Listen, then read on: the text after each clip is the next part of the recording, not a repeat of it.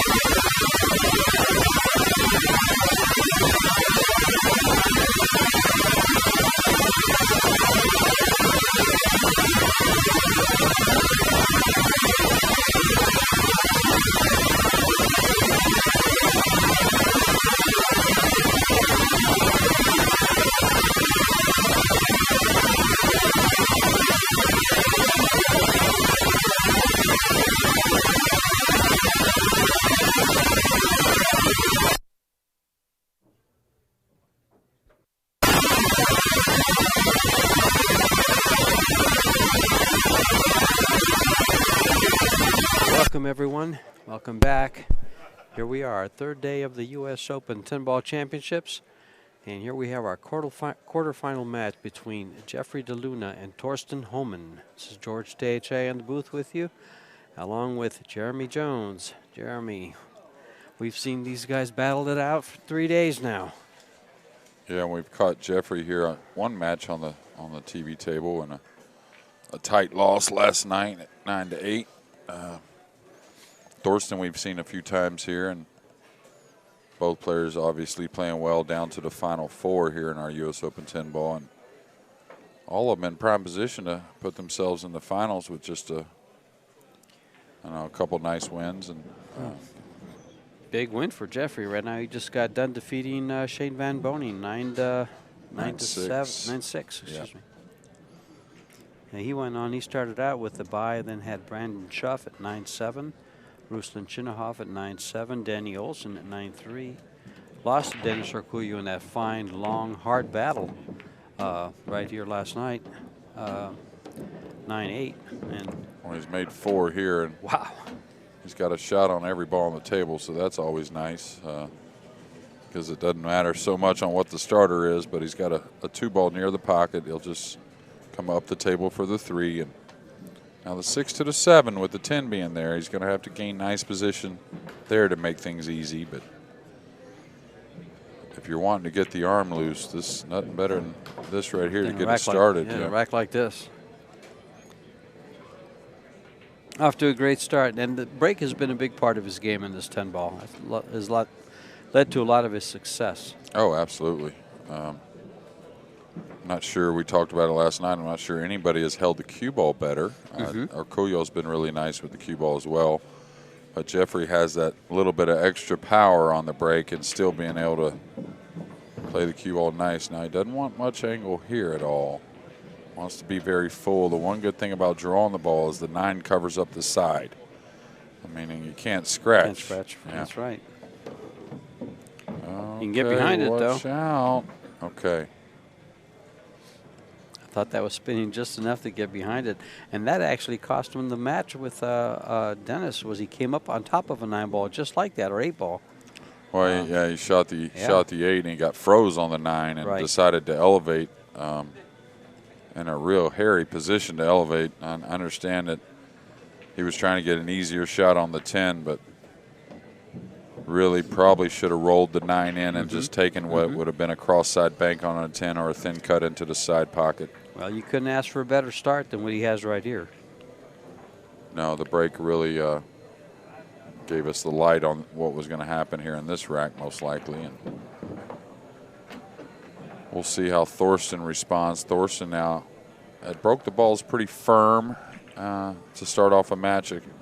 several rounds ago here on the TV table and quickly adjusted to a lighter speed and instantly became more successful with the break.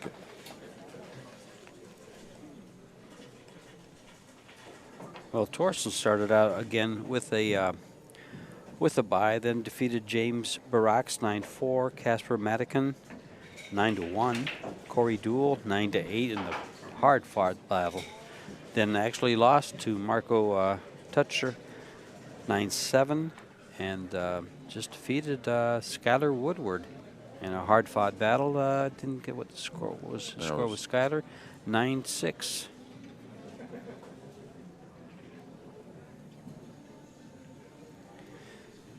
So Thorsten's been playing a little bit of inspired pool, I've called it, because this is probably towards the best I've watched him play now in a couple of years. Well, he's been here at the U.S. Opens.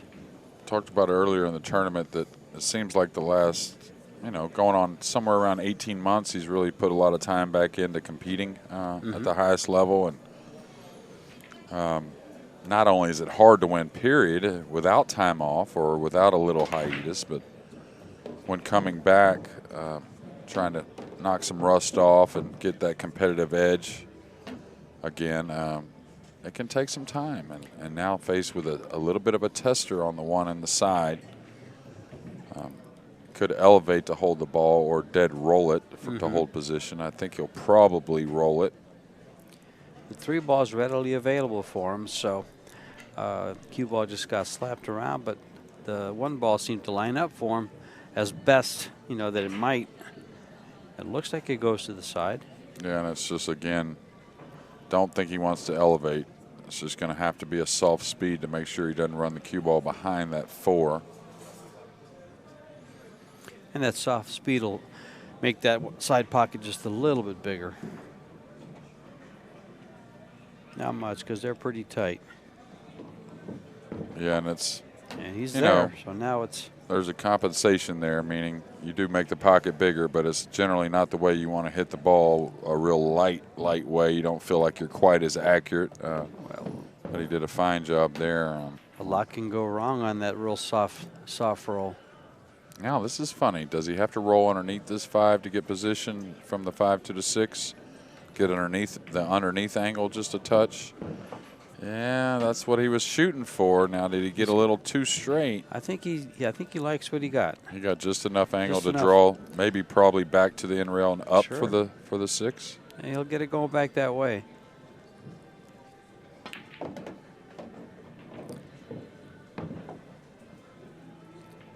Now he's in full control. And I like the pace of the play both players have shown so far in these opening 2 racks. Now, sometimes the table will really have a lot to do with that because it's open and runnable.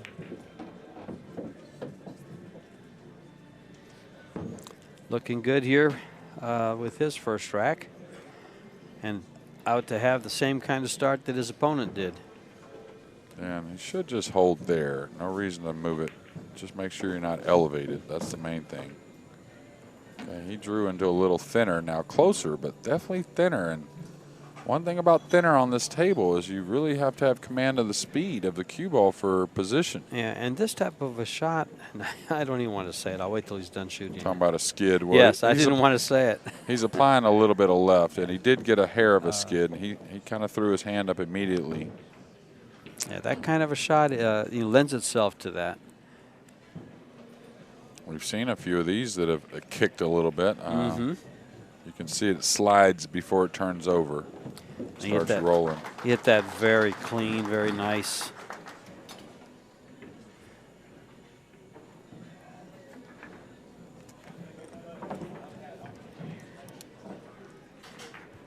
And we're tied at 1.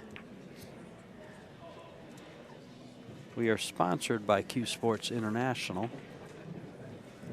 Cyclop Balls, Discount Custom Apparel, Griff's Billiards, JB Cases, Kamui, Predator, Simonis Cloth. This is a race to 9 alternate break format being played on diamond 9-foot tables with Simonis Cloth using the Cyclop Hyperion balls. A big thing on these is you see the big number 10 on the 10 ball. I think the 8, 9, and 10 have, it's a set of 18 balls. Oh, really? Yeah, it's the 8, 9, and 10 come with the real big numbers on it. So they give you 3 extras with the When you buy regular? the set, yeah. Oh, I didn't know that. Yep. Well, that makes for a different package case. Yeah, it's a little bigger. Exactly. Yeah. But we're tied at 1, and Jeff, we'll see this big break from Jeffrey DeLuna here. Playing well.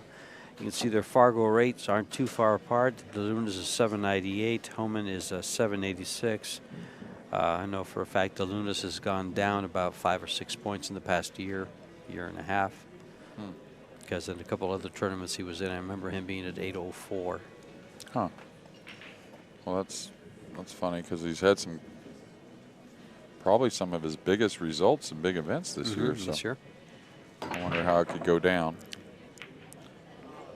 Okay, got the 5-ball tracking in a good direction, but not going to work out this time. And I don't know if Thorsten can get position on a 2 that does go in the side off the 5, but I don't know if he can get there. And I don't even know if the 2 does play off the side, off the 5 and the side. I think it does. It looks like it does, yeah. He'd like to be able to come. Looks like it. And he may threaten going by this 10 to try and get the cue ball up underneath this 2 and 8. Kind of swing the cue ball a couple rails thin in the 1, and I think it's laying there. Well, Thorsten took a good look at it, and he didn't look at it very long. So either it goes, or he'll do something else with it. I'm trying to sure think it goes. how he's going to get there, though. You don't want to trap yourself in this position. Okay, he was playing safe the entire time, and probably pretty smart doing so.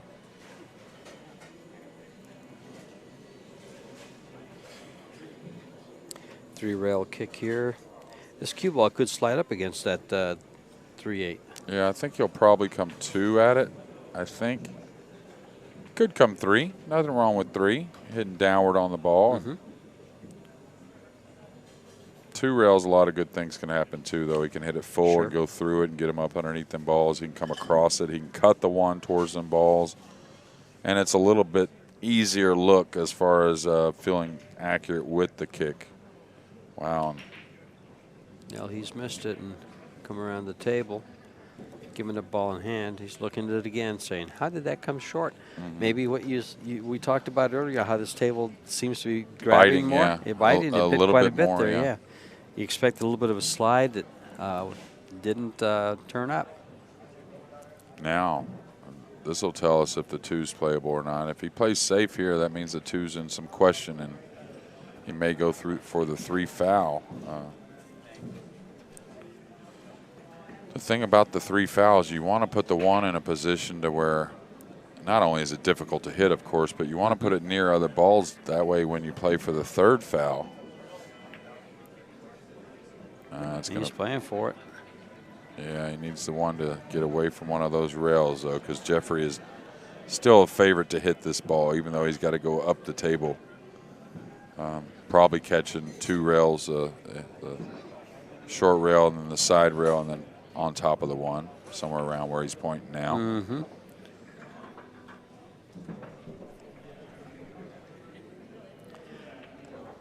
Yeah, Jeffrey's quite an accomplished player, especially in the rotation games. Yeah, hasn't really. He is a great player. He's still looking for a big win. Some big wins, yeah. Yeah, he's had some. Like I said, he's had a nice year in big events as far as finishes. And you called that one. He hit that one pretty square. And that's why you don't really see the pros really going for the 3 foul very often, just because of how well their incoming opponent kicks at the ball.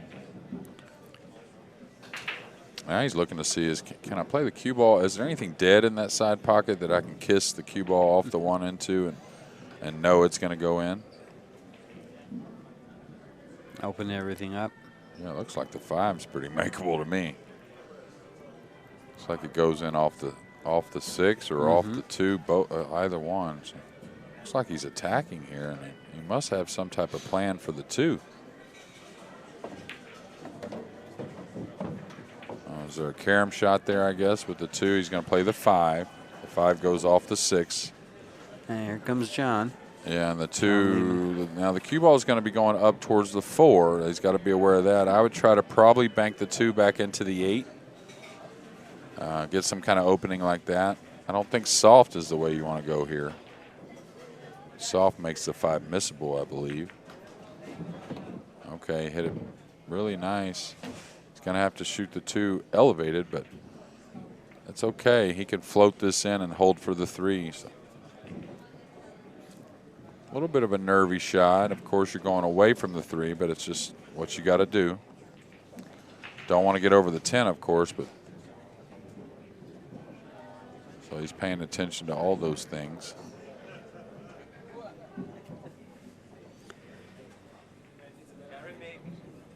Got to be careful here. All ball fouls.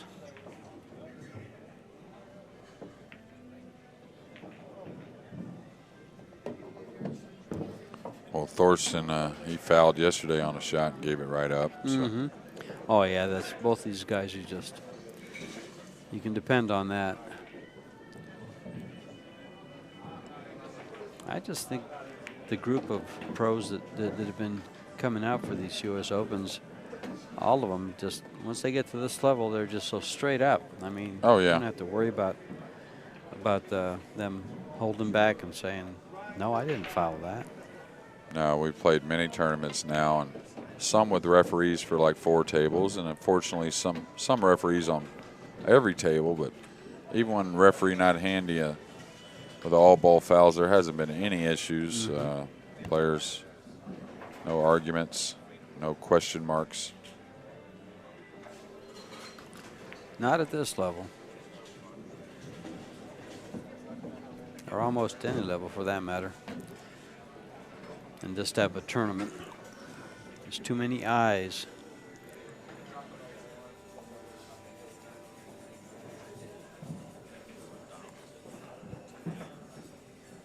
Okay, he's got to float this down the rail coming across.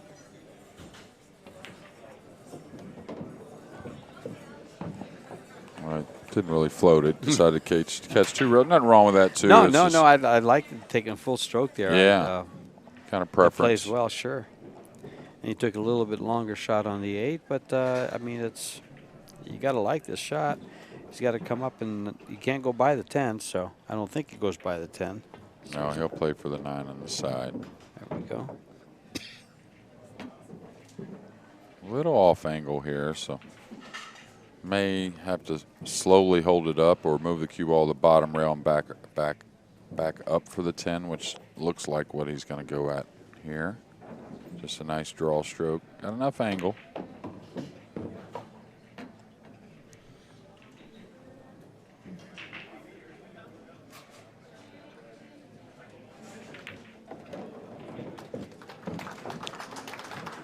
And I believe Thorsten is able to steal a game away from Jeff on Jeff's break.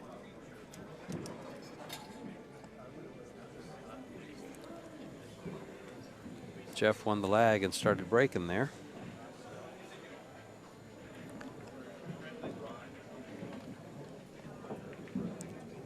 They traded a couple of safeties. Yeah, it started with a dry break. Nothing down, which was we haven't seen hardly any of when Jeff's been breaking.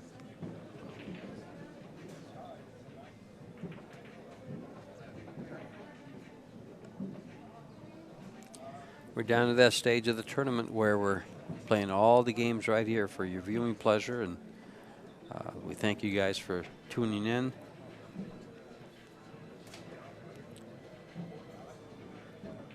Hope we're giving you what you like. That's quality pool. Absolutely. Got a little more pop on the balls there, but they went long again. Now the 10 got shoved in the side.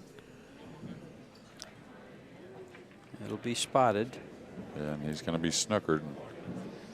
This is where if you're really you know, strong with the jump cue, you may pull out the jump here just because very difficult position to roll out to, like always, or like most always. And you got a lot of the good things, double banking the one and just even holding the ball right there. It's not horrible. And if you felt really good with the jump cue, you could cut the one and maybe dive the cue ball towards the 3 a little bit. It's a little dangerous, but yeah, because it could hit the rail and slide in. you could even cut at it. You could even jump and cut at it. Okay. And the side is not the worst call ever. Cross corner isn't the worst call ever, just because it's so difficult to roll out. Like, he can't give up a long rail bank on the one here either. I'm not sure it goes, but if he lets him have the bottom part of the ball, well, Jeffrey could bank this one right on in and get out. And it wouldn't be the worst shot in the world either, just because there's so many different ways to get away with it if you miss. He's looking at taking a shot and taking the cue ball down past the 10. That's what he measured for anyway. That's what it looked like to me. He's going to come off the right side. Now he's looking at just making the ball. Well, he's calling the one. He's called the one with the big pocket on with the 3 being there. So I think he thinks he can get by the 2 and come 4 rails, maybe like in between the 6 and 10 on that path with the cue ball and back around. Okay, the bank isn't there.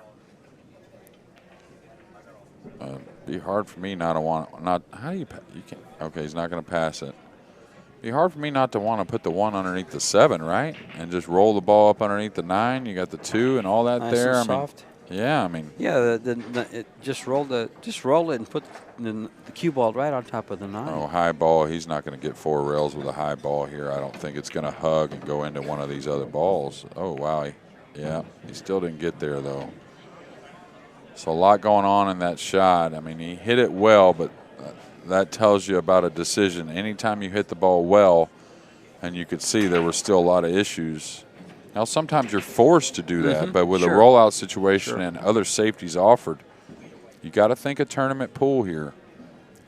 Can't afford to be hitting balls well and give away games, or get in a position to give away games. Right. Put yourself in a bad position, even though and you made a great shot. Yeah. So he's trying to get 2 rails at this. Is another one he could miss. Trying to do a little more. Yeah, he missed it. That's what I was saying, that you had to just take your medicine and go 1 rail at it with a little spin. It didn't offer as many safeties, but at least you were going to hit the ball. So now early, 2 kick shots missed early in the match by Jeffrey, and both on the 2 ball, coincidentally.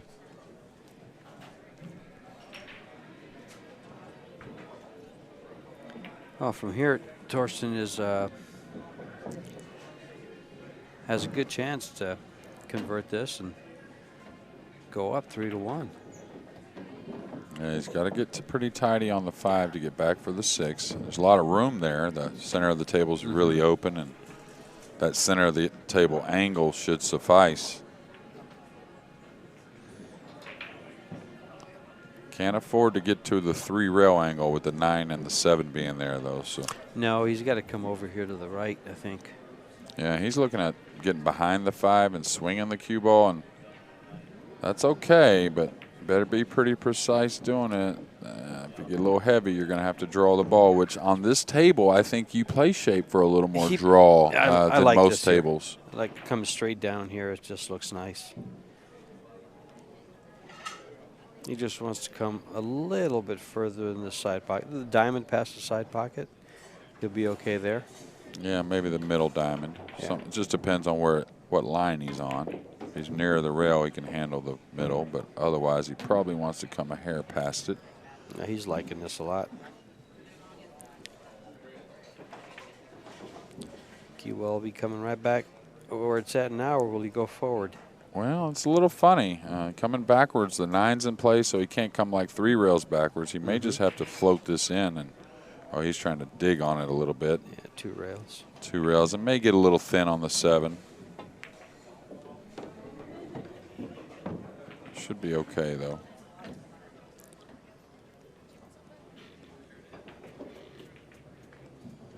Just go back and forth here. Yeah, and it's amazing. talk about the object ball, excuse me, the money ball, the 10, the 8, the 9 now with the template stays right around that spot area, right? Well, one thing about that is it offers a lot of problems with the last few balls a lot of times because you have one near, and just like this case here, you don't have both sides of the 8 to run the cue ball off of because of that ball near the spot. And it seems to pose a lot of problems with the last few balls on the racks. Yeah, it makes them take shots like this. Exactly. It makes you really be aware of what side of the ball you're on. Yeah, because there he would have rather been to the right of where he was, so he didn't have to play around the 10. Right. Or to avoid the 10. Or straight on the 8 where he could draw back to the right side of the 9. But it is funny how that money ball, now that it just doesn't get a lot of movement because of the template, it does pose some problems. And Thorsten doing well here. He's got to get this ball down.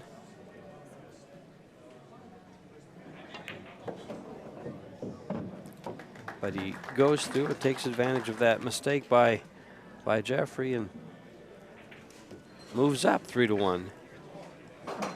I see John Lehman over there, so I think we are playing with the shot clock, and most likely we'll play with the shot clock the remainder of the event. Actually, he's there. He's there. Just you let them know that if things get slow, he will use the shot clock. Okay. Because in fact, I was up there, and Jeffrey kind of smiled. He says, "Don't worry, we'll play fast." He was kind of not to worry. But he's maintaining the presence around the table just to ensure play isn't slowed up.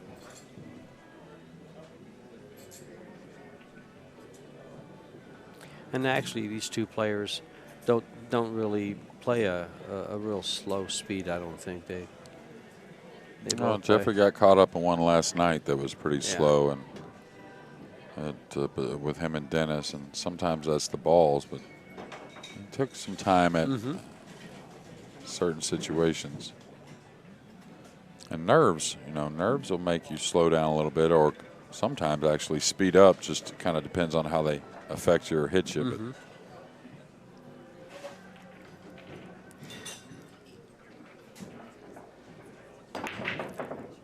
Nerves is something that's not talked about too much with, especially at this level.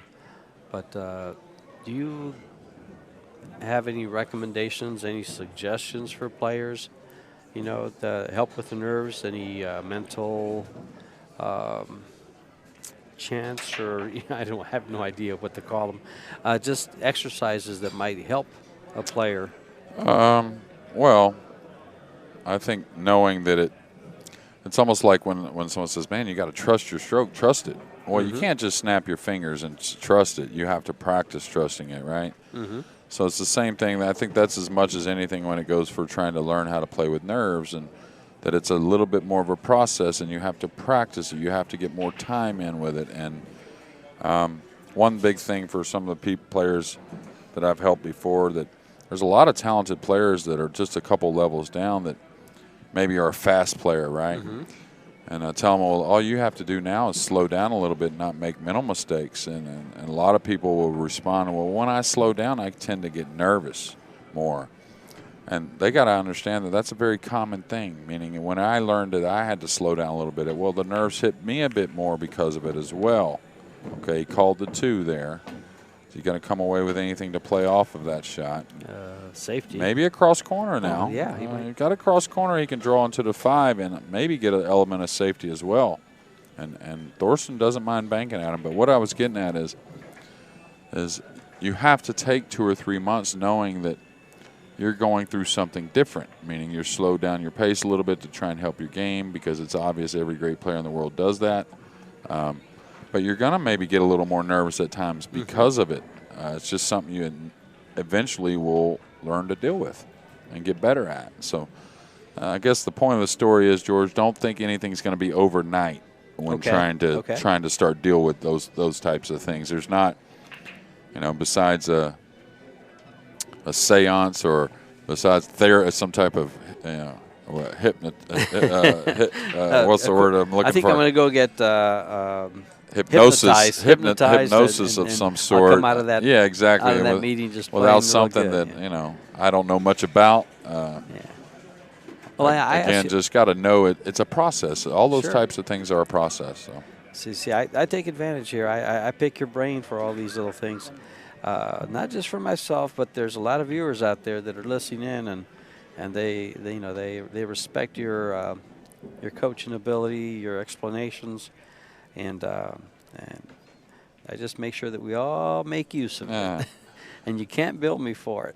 Yeah, well, we'll get back to the match, but one last thing on that is, as far as nerves, is one I talk about all the time. Is there's prepared nerves and unprepared nerves. So I've heard you say that before. One way to, one way to ensure that the nerves won't be as bad as if you've been getting ready and training and putting in the time practicing and stuff. That goes a long ways with helping and starting to learn how to deal with nerves as well. So a nice jump shot there by Jeffrey, doing pretty much what he wanted to do, is keep Thorsten off an offensive shot here. I think he's just got to try to play the cue ball back where it's at now, cutting the 1 into the 10, come 2 rails, and that's kind of the line the cue ball wants to go on. 2 rails just straight back up where it's at now. I think if he tries to get behind the 3 or something like that, he's asking a lot. Yeah, that's the line the cue ball wants to come on. So go ahead. Let and it go. Yeah, go with Look it. at this. That's probably going to be the one you hit the most accurately as well, right? Meaning not trying to manufacture something that's not there. And he hit it well, and he got rewarded. Kept it on the line that naturally wanted to go, as you explained, and then caught that little bump at the end to give him cover. And Jeffrey's got to look at the 2-rail kick, I think, here. You'd like to curve around and get that 1-railer, but being accurate on what you're trying to do is most important here, I believe. He's looking at the jump shot now.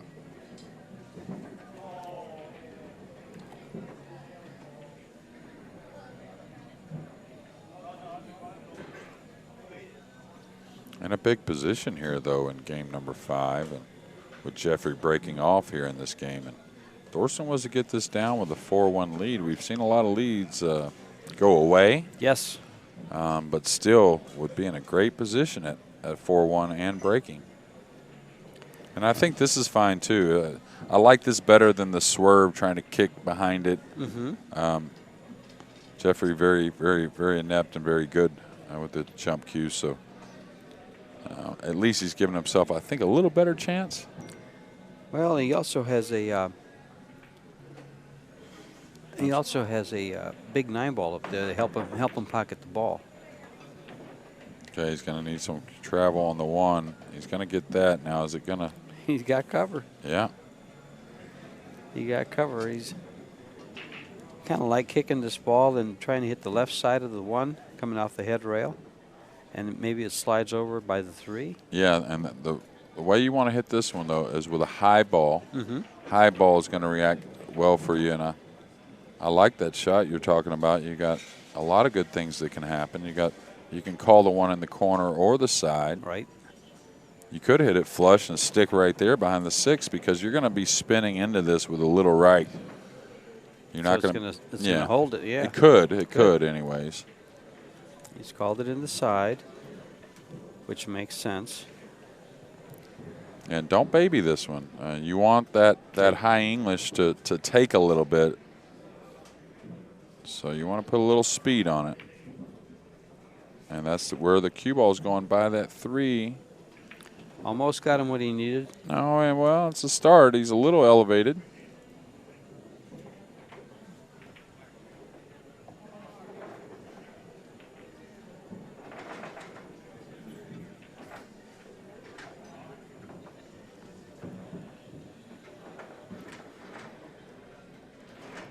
Jeffrey sweeping the table in front of the ball, the path of the ball. Yeah, and he's not really elevated, but he does want to get a hair Well, he doesn't really even need any right English here. Just straight would be great because he wants an angle on the 3 to come across for the 4 or have to play a 4-9 combo. Is he going to get behind the 6? Oh, no, he's shooting I was looking yeah. at the 4. Yeah, he's shooting the 3 next. Just getting a 6 little on thin on the 3 is all. Came up pretty high. And now here's where the 6 kind of looms big, going back and forth, trying to fall on this 4-9. They probably catch 1, 2 rails, and then after the second rail, probably come into the face of the 6 probably without trying, but it kind of plays that way. Hit it with a touch of inside.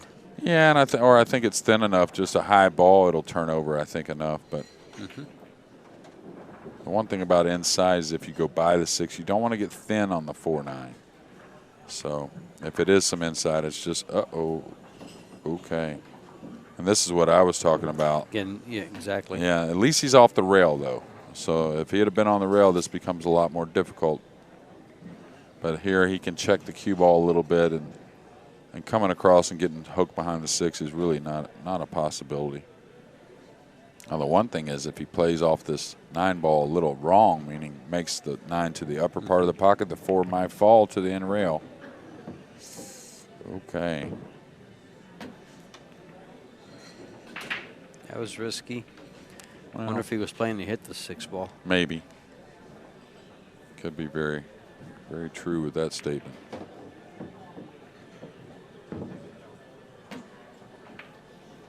Well, I think a very crucial game here in our quarterfinal for Jeffrey DeLuna. Well, he's lost 3 in a row. Alternate break format, you don't want to lose 3 in a row. I think in any format, you don't want to lose 3 in a row. Oh, he's cutting this in the side. Okay, moving the cue ball. Nothing wrong with that.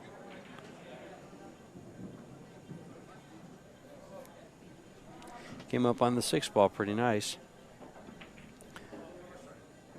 But I thought he had position on the other side for the other pocket pretty easily too.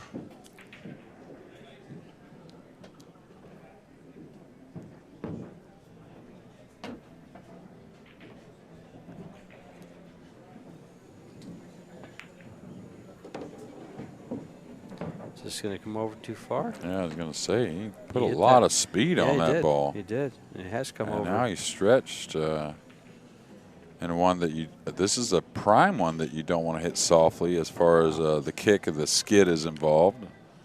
You want some speed on this cut shot. There's 2 things that cut the ball cleanly or cut the ball a little more, and that's a little more speed and rotation of the cue ball.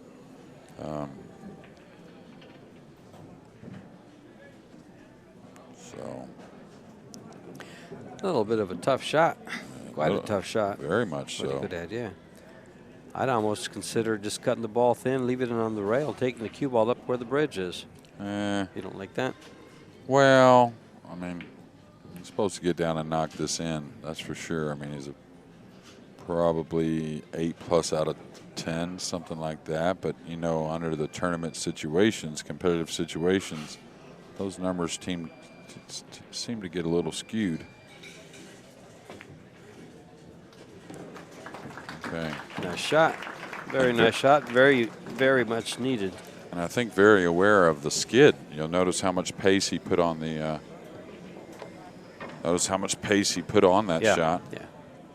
He didn't want to give it any chance to do anything dumb.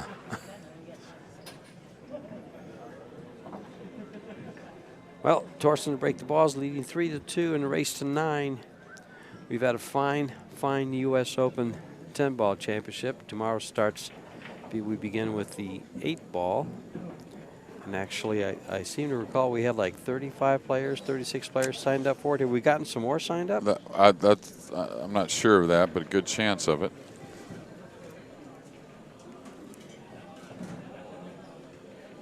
We'll take a look while he's racking the balls. I'll take a quick little look-see.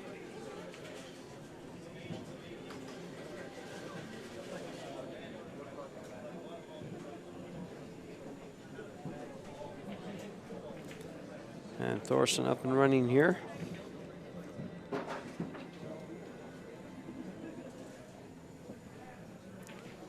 Let's watch this break.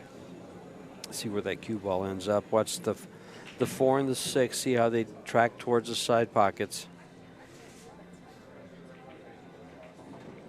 Those are the balls he's trying to make, along with the 2 and the 3 going 4 rails.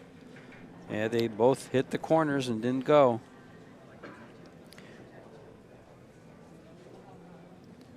And left an open table with not really an open shot on the one. He's got an open shot on the one, but not really something to really start off with other than control. Yeah, well, you want to cut the one down below, just before the side and down below the 5, 6, and 9. And I think come across behind the 8. Now, the one thing is there's going to be some openings maybe for a jump shot, so maybe you don't come so close to the 8. Maybe you stay further back on the rail and use the 4 more. See, if you try to get to this 8 and you don't get there, you're leaving. Well, he did okay, but 2 and the 10 are there. he did. It was nice control on the 1. Imagine the 1 gets up another 5 or 6 inches. Well, now that jump shot becomes very playable. 34 players currently registered for the 8 ball.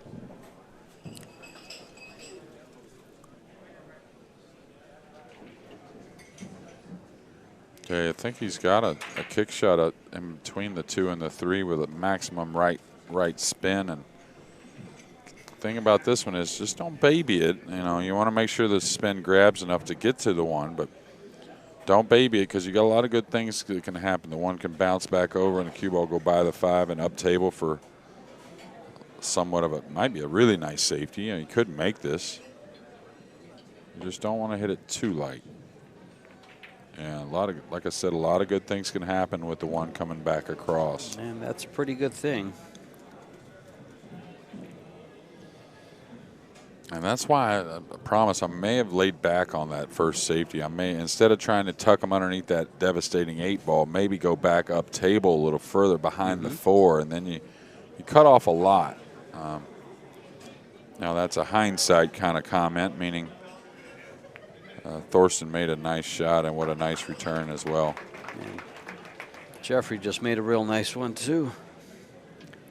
Hit that just the way he wanted to. Held the cue ball. Sent the 1 ball into area where it's going to be hard to get to. It's blocked off on the left for 1 single rail. He's going to have to go 2 rails underneath it with the bridge. Elevate over the 10.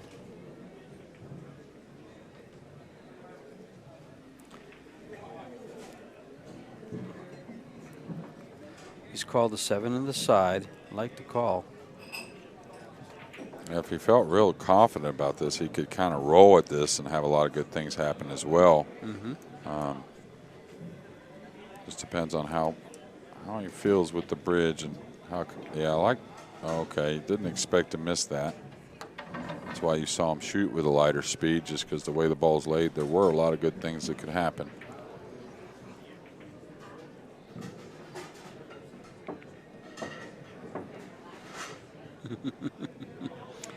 Which way do I go? The main thing here is to get to where you're open on the 4. As soon as you get to that 4 ball, you can see things really open up. The 1-2 is going to be gone. So coming up the table towards the 4 shouldn't be too much of a problem. Got a little thinner here than I would have wanted with ball in hand, but should be okay just to hold it. He'll bring it back just a hair.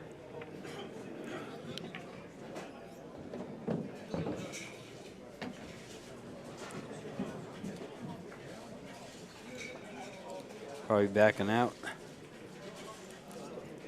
Well, he's going down towards the bottom rail. The angle is just a touch. But he's close enough to it, he still should be able to pull it out and just take a nice natural angle on the 4 to shoot it in the upper right and slide over for the 5. The 6 goes in the side and the lower right. Getting back on that 7 is what you would call the issue in this rack.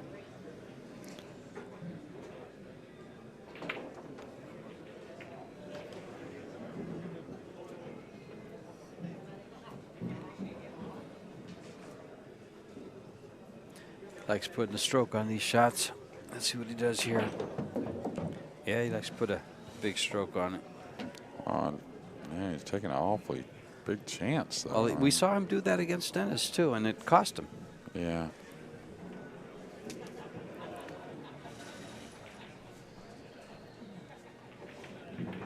Yeah, instead of just coming over by the rail, leaving himself for the corner pocket, but down by the diamond to be straight in and follow, he tries to get real tight, or he sees it one way and kind of locks in. He's missed the ball. Wow. Yeah. And that's, as George was talking about, when the balls are open and there's really easy pass, these top players don't shoot with very many maybes involved.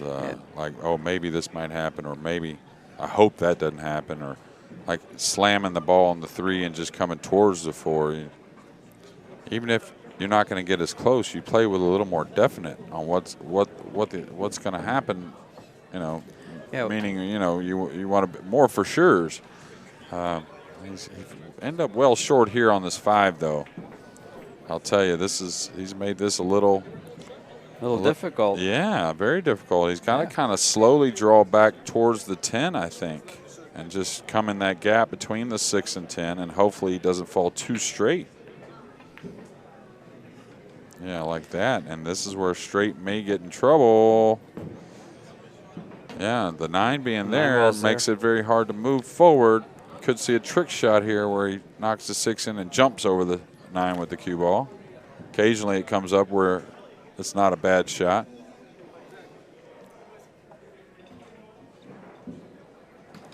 Well, he's trying to force through the 9, it appears to me.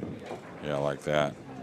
And that's a little of that straight pull 8-ball knowledge that Thorsten holds. And, man, not much reward. Falling dead straight on the. Now, the rail first isn't bad. The problem is if you fall straight on the 8, now we got issues. So he's going to draw out of this, probably still staying on the short side of the 8. I don't see him spinning all the way up. Yeah. And that's a nice shot there. Very much recognizing he wanted to get to that second rail and bounce. If he laid on that rail, he'd be in real trouble now. But he's in pretty good shape here. He's going to come off the rail. Oh, he's great. Yeah. Really good. Just little center ball out to the center of the table. Just let it creep there. You don't have to fire it. Oh, he put a lot of pace on it, but then we talked about the way he hits the ball. How a little flatter. A little flatter. Yeah. And so it doesn't get as much energy. Yeah, not as much roll for sure. Yeah. So when you're used to that, you play for it, and you have to strike the ball a little harder to get desired position. And now out to a 4-2 lead.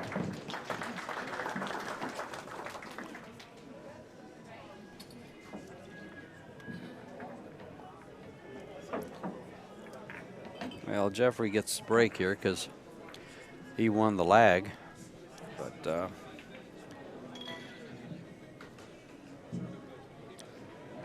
big break has been helping him, working through, getting him out of a little bit of trouble here and there. I think we're going to take a little tiny break as Jeffrey steps out of the arena. He's walking towards the boys' room.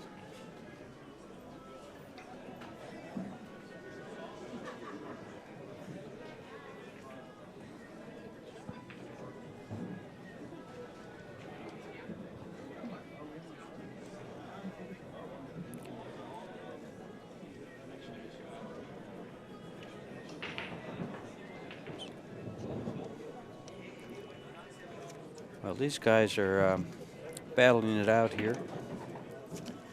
And Jeffrey walks away. First place is $10,000 if you just joined in. Second is $65,000. $3,800 for third and $2,000 for fourth. Fifth, sixth is $1,000.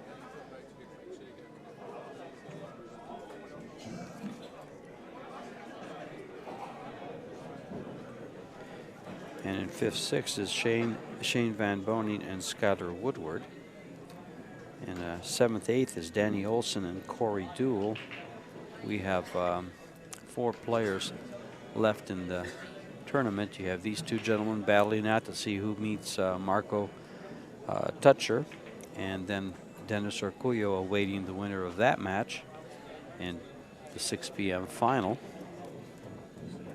So we've got this match you're watching, one at 4 o'clock, featuring Marco Toucher versus the winner of this match, and then Dennis awaits that winner in the finals. In addition to the monies, the players are earning points for the all-around, with the 8-ball coming up tomorrow for 3 days. All-around player there gets $3,500 plus entry into the $100,000 Predator World 10-ball on March 11th. I believe it'll be in the time period of March 11th through the 21st of 2020. And second place all-around finisher for both tournaments earns himself an extra $1,500.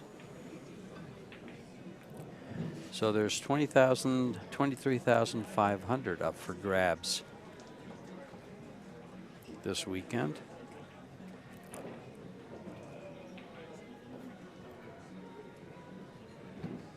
$10,000 for the 10-ball, $10,000 for the 8-ball, $3,500 plus getting into for that World 10-ball. Upcoming World 10-ball. We saw a lot of great pool this year. We saw the Diamond Las Vegas Open, the Predator World 10-ball, $100,000 added. We saw 3 U.S. Opens here in end of May. Bank pool, straight pool, and one pocket. We're seeing these 2 tournaments.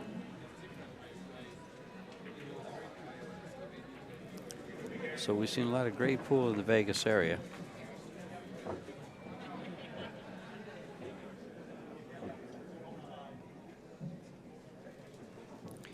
And next year, it'll all happen again in March.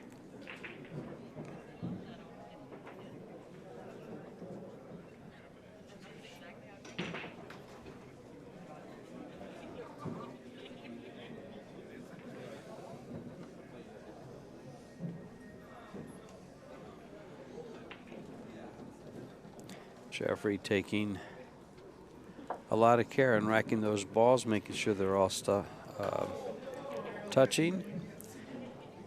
And he's going to come in with his power break and stick that cue ball probably right up above the center of the table.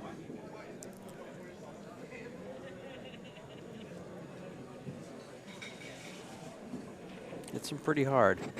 The 4 railers, the 2 and the 3 going 4 rails. One or the other is usually gone for him.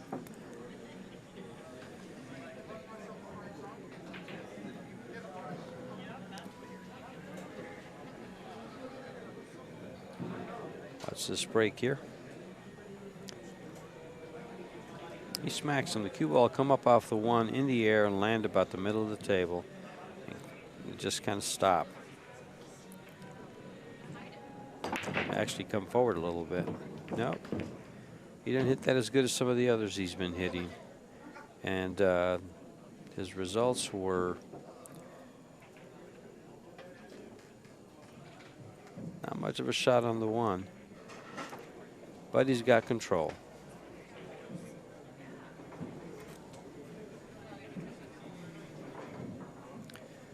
Pocketed the 7-ball.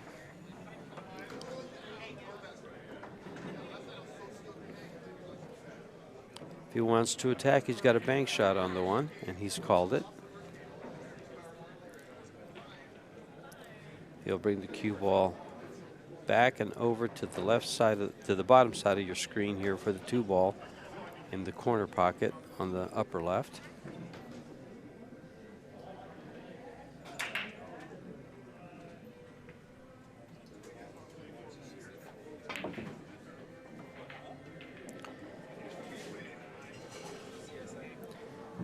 It's going to work out for him.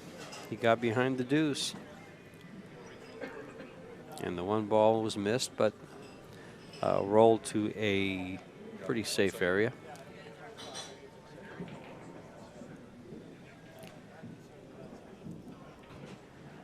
Now Thorsten has to contend with this ball. Does he go two rails and kick it up into the open area?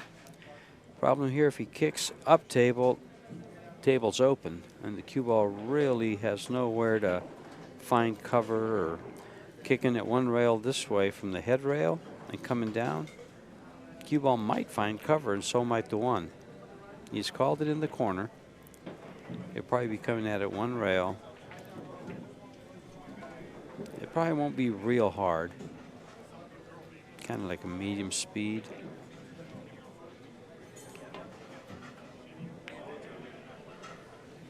And he hits go. It's going to get a kiss and just flat sell out for the most part.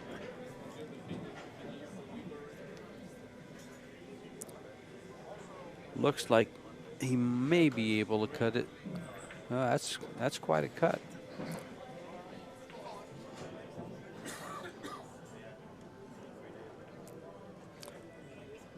Probably come off the one and get behind this 8-ball, or he could bank the one up table and then use the two rails to come in behind the 10. A couple of different options he's got here.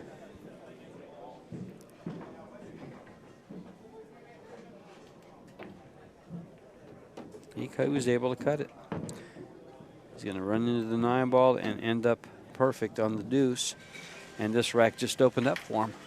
He'll just float up, have the 3, the 4 up table, the 5. The 5 leads to the 6. This looks really good for Jeffrey.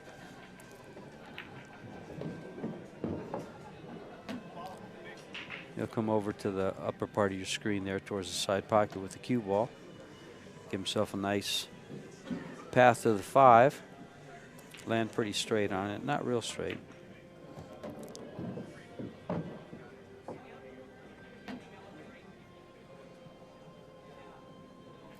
Just so he can leave the cue ball in the vicinity of where the 5-ball is now, but not on the rail.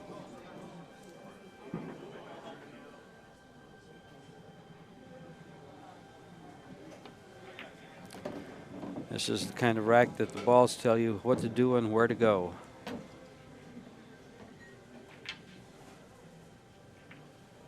They kind of just lead you to the right path.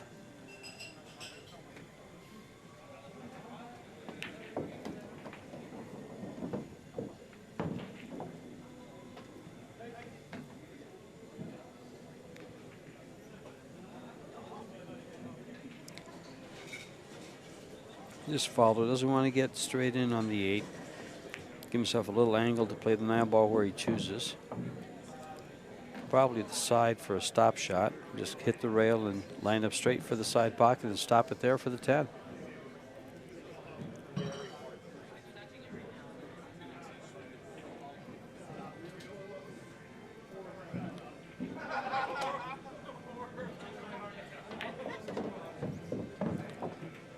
And then there's always that method.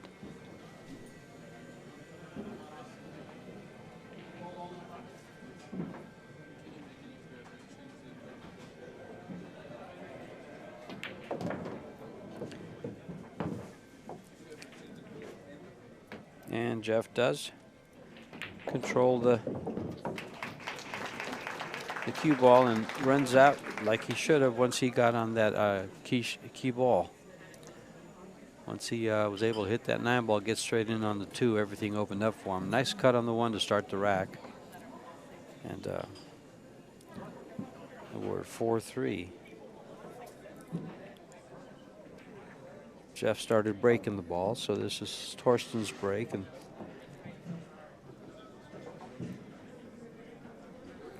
he was able to take advantage of his break and run out.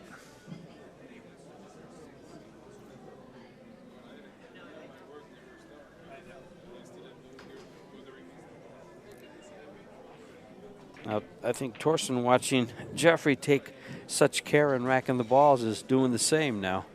I got to check these to make sure it helps my my breaking.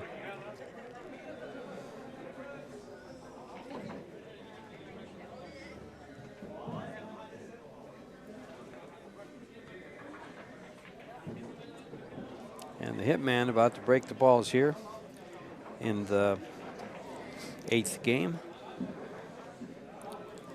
Jeffrey just had a nice run to win a game back. And Thorsten playing solid, though. And yeah, he is. took a lot off that break. I don't see one down just yet. Shot on the one, and I think a shot on the one. It's close. The two may have him. Oh. No, I think he can get at it. He's got a shot.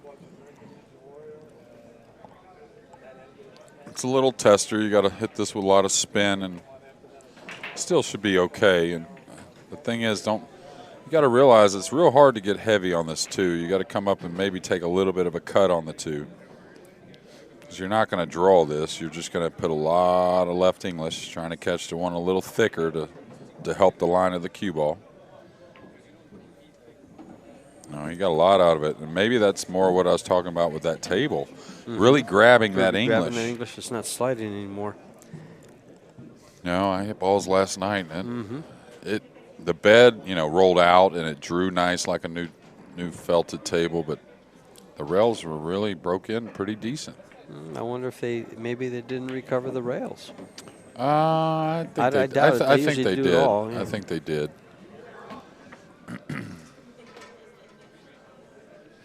And it doesn't take much, just the way the vents in the pool room are hitting it with the AC, the front door not too far away, and obviously this table getting a lot of play.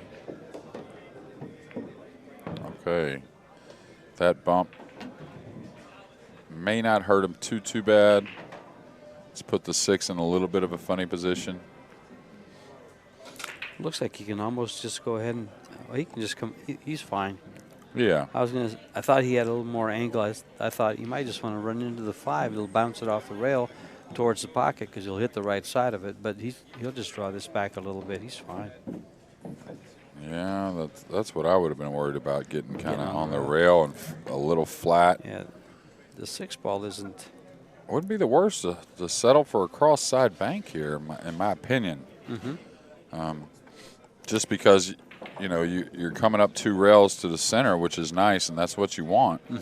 But when the overhit is really a bad thing, you tend to end up short, and then you end up kind of on the 50 to where you don't have a nice bank either. So not saying I would bank the 6, but I would entertain it. It lays real nice for it. Just roll down for it and give yourself the perfect angle. And yeah, that's what he's done. And the 7's so nice. That's another reason why I would have looked at it, is the 7 is just right there. It's almost a stop shot for the bank, and he's straight in on the 7.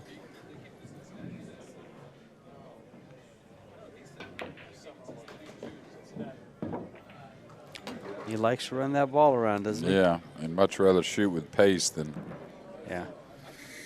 on the easier side of things.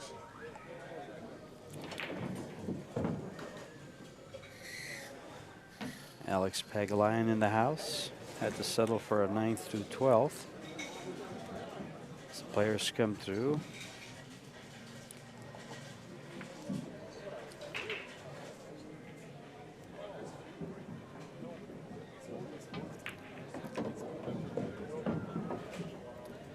He's closing in on Thorsten Hohmann. Yeah, going to be about to tie it up. Be back on serve here with Jeffrey breaking.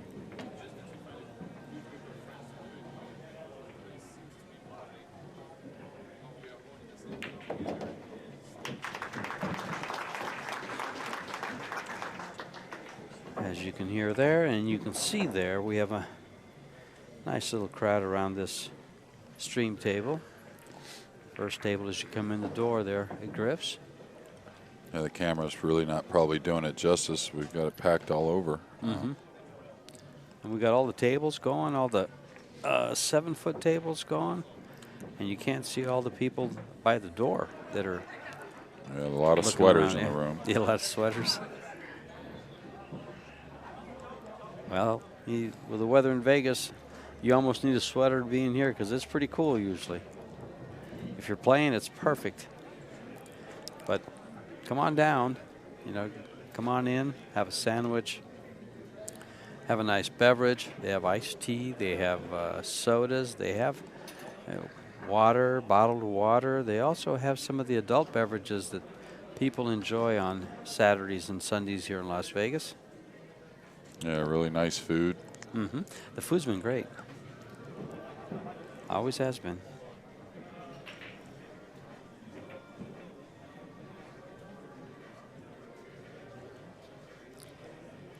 Watch this big break by Jeffrey DeLuna.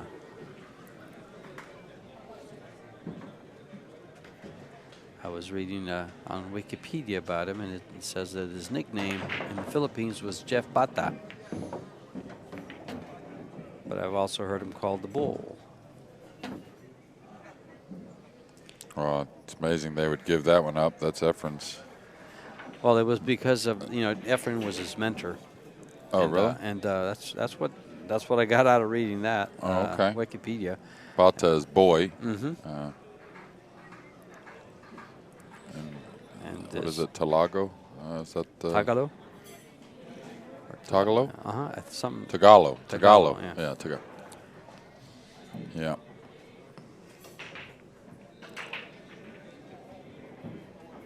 The last at the World Open, we had, what was it, 6 Filipino players?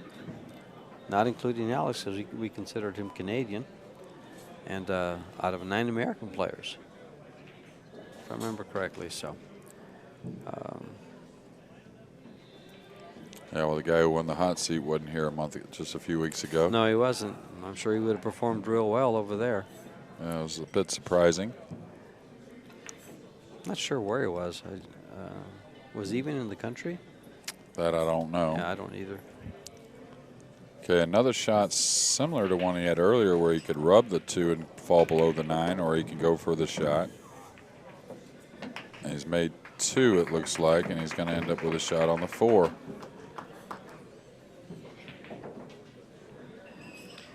Well, Thorsten's giving this young man too much time at the table. If he can stop his time at the table, he can do some damage, but he can't do it in his chair. Yeah, and Thorsten really, he was up 4-1, I believe, and now it's going to cost him a few games in a row. Maybe it was 4-2, but Thorsten had a dry break, and he doesn't want to get over this ball, and that's a big mistake there. Again, Jeffrey very talented and can shoot from many different positions, but it's hard to reach elevated. Well, he's got a little bit the side of the cue ball, but just from where he was, that's a mistake is the problem. It's not so much a costly mistake, but something that maybe shouldn't have been is all. Well, he's recovered from it and looking pretty good there. Just fall forward a little bit and come right down for the 9.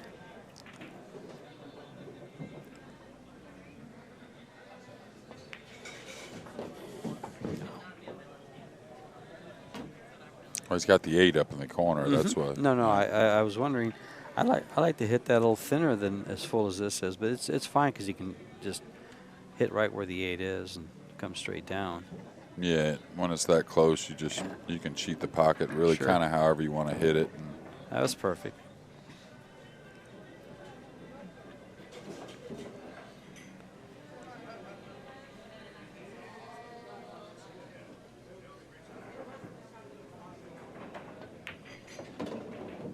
Oh, my. I saw how he was cueing the ball, and I was wondering what he was doing. Yeah. I for a second, I thought he was going to draw over to the rail and come back out, but I didn't say anything because I was, no, that would be. Well, he's gotten himself where I don't think he can throw this in. Maybe he can chop it, but that. Man, a couple shots that he's shot in his match yesterday with Dennis and this match. Well, that's a portion of that maybe. Like as far as. You're hitting it, you're trying to hold it, right? Well, you're supposed to be able to hold the ball. I mean, things are supposed to go well, but if you follow, I mean, there's just not any room. There's no error involved at all besides a miss. Cue ball's always going to be to the good side of the 10, and very, very surprising.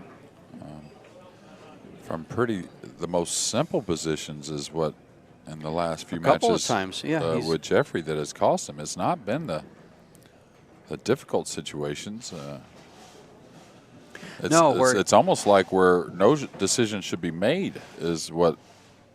And then he comes It's up with costly. something else. Yeah, it kind. I was going to actually ask you about that prior to the match. I was going to say something about his match yesterday with Dennis. I had some questions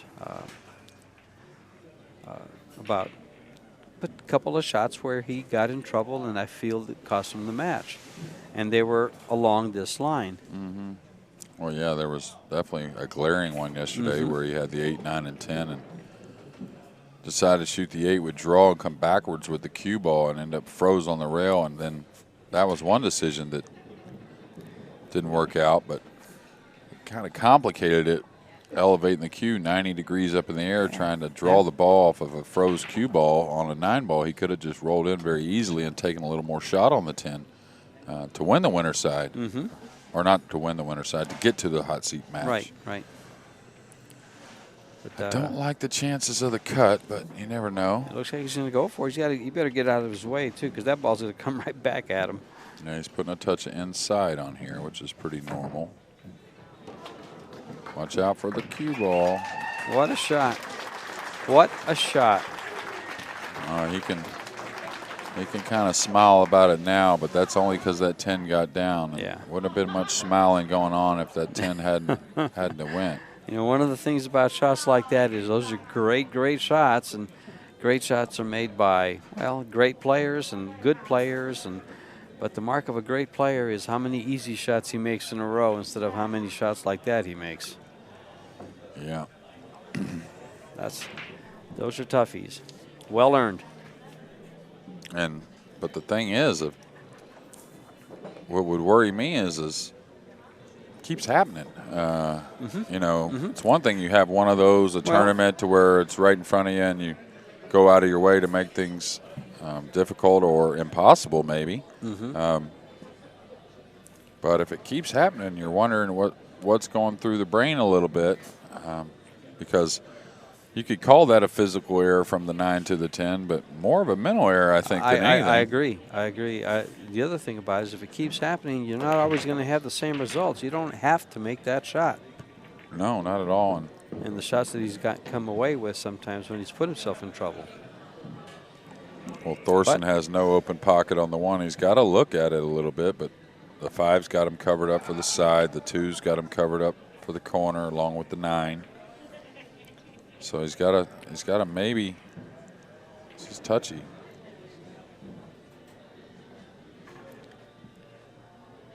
I don't see what he can do here. I'd have to really, wow. He could try to elevate and try to get the cue ball back. I don't even think he can do that behind the 4 and run the 1 ball into the 9. But that's crazy because I don't know that he can get up and get the ball back. Well, he's trying to see if he can get a little bit on the left side of the 1, maybe use the 5 as a snooker or something like that. Otherwise, he's going to have to move the 1 into a safe position, chip in the 1 ball and send the cue ball down here by the 10 probably. I think the 8 ball has the whole right side of the 1 ball. He's going to jump and try and make the 1, I think, in the corner by the 10. So he's going to create a right side of the 1 ball. Yeah. Well, and the reason why he's shooting at this really is also the 10 makes the pocket pretty big, pretty generous. And he's in a real bad spot as far as playing safe.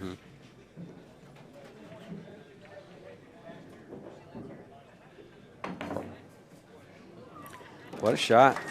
What a shot. And he actually dug on the cue ball too much. Came out and shot on the deuce. Yeah, exactly. He anticipated a little more cue ball movement. Great shot, no reward. That's what I call those.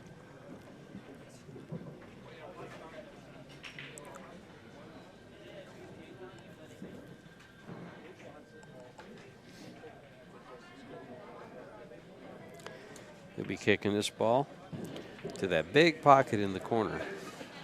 Yeah, you would think anyways. And this will be center ball with a lot of speed. Most likely. Just kind of aim below it and straighten it out to come right at the face of the 2. No reason to spin this at all. Be the most accurate, like I said, with center ball. You don't want to put top English either. You just dead center, flat cue ball. That way it kind of comes off the same as you send it in.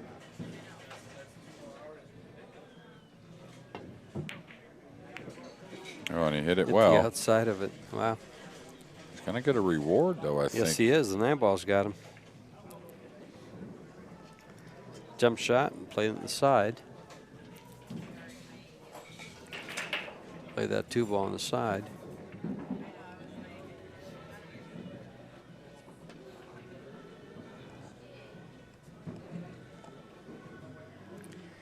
Cue ball will track. Careful with that 4. Right. Probably going to the rail. If he hits it good, makes the deuce, that cue ball's going to the rail and Maybe off the 4 and off the scratching. 4. Yeah, that's the vibe I get off of that. Depends, you know, if it's hopping and cuts, it'd probably be okay. If he lands kind of on it, like maybe on the second bounce or something, well, the scratch is probably there. But if it's kind of hops a few times first, it'll probably beat the scratch.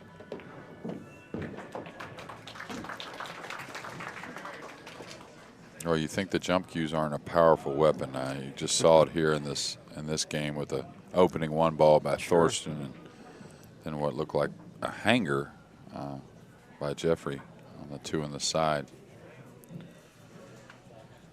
Now here he can beat the scratch, cutting it by the 10, and with that bigger pocket, that you think he would want to shoot at that. The problem is the cue ball going towards the 9, and what's going to happen there. Yeah, he probably goes by the 9 and gets real thin on the 4 and gets way up there by the 6. No, I don't think that's if he makes it anyways. I think the angle is coming towards the 9, and he might go by the 9 maybe. He'll want to hit this with a little bit of outside English, though, to give a better chance at coming 2 rails towards the good side of the 9 and possibly towards the 4. If he hits the bottom side of the 9-ball, he's going to like it. If he hits the right side of it, it's going to send it up towards that pocket, away from the 4. Yeah, well, he overcut the 3, and he still got into the 9. So hitting it thick towards the hole would have been okay, I think.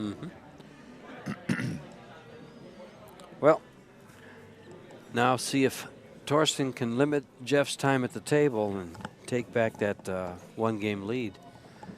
Well, I personally think Thorsten has played better than Jeffrey so far. It's just been a little bit of opportunities. He's played a cleaner match. Definitely more in control.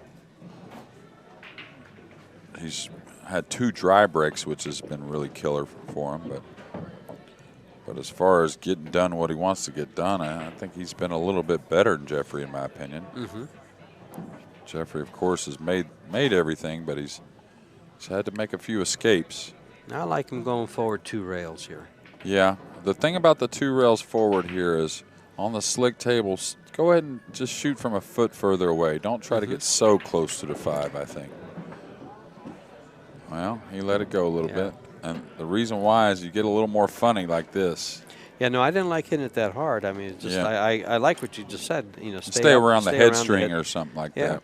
Exactly. Yeah, don't come all the way real close to it, because you're going to be straight into the 5. The angle led you straight in, and he'll go to the rail and back out for the 6. Well, it's something you have to really kind of remind yourself sometimes, because your instinct tells you, hey, let me go ahead and get closer to this ball. Makes you feel like you can handle more things if something goes a little wrong. But you think by now, with the time spent on this table, they know that if they put a little on that ball, it's gonna roll. Yeah, it could get away from them. It can get away from you. So okay, squeeze that one in. A little short and quick. He was pretty smooth at the beginning of the match. A little quick on the last 2.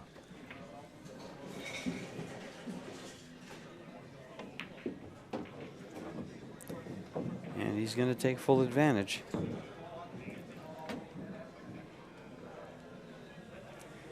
He should be tied at 5 here as soon as he puts these 2 balls down.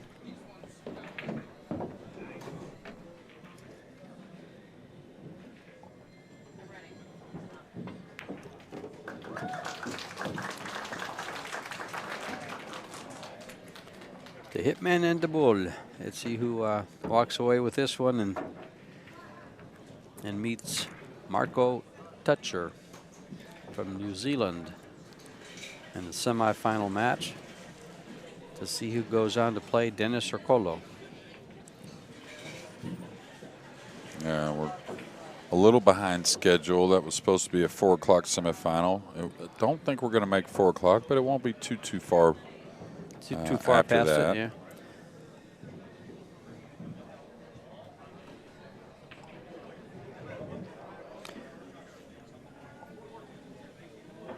These guys, well, they have been really breaking and running out, but they started out that way. A couple of those. But they've been going back and forth with a little bit of safety play, a little bit of trouble here and there. Some self-imposed. No, it's actually been a really nice match. Now, like you said, George, Jeffrey did a couple odd things that you know, really didn't cost him dearly, and well, he was able to save them. That's what I mean. Yeah, we're you know, write down some question marks that still got the results, you could say, but that he wanted. But overall, though, besides just those couple little funny things that we didn't expect, really solid match by both players.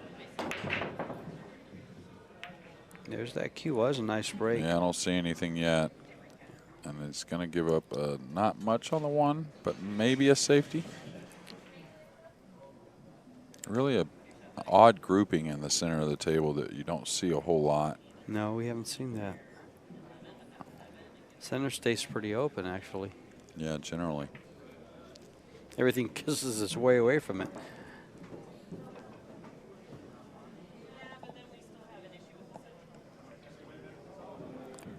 See where he goes here for a push. I don't think he'll be. Well, if he can get at this one here, he may take a chance at banking it back down table and just drawing the cue ball to the side rail and putting it on the middle of the end rail and take a chance at, you know, if he's got some type of path for the one, it gives him some type of opportunity. I mean, where are you going to push? You can't roll out to an easy jump. You can't roll out to a piece of the ball, I don't think. So I'm doing all I can not to have to roll out here, even if I have to take a little bit of a chance. Now, I don't like kicking. I'm not in love with kicking at it, but I really believe he can get at the one and he can draw away from this scratch.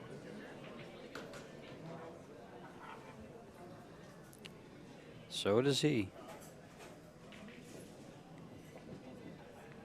He's getting a feel here, and so he's going to cut this way back because not only that's only the piece of the one that is offered first off, but he's going to try and slide the cue ball somewhere around the deuce. Oh, he put a lot on it.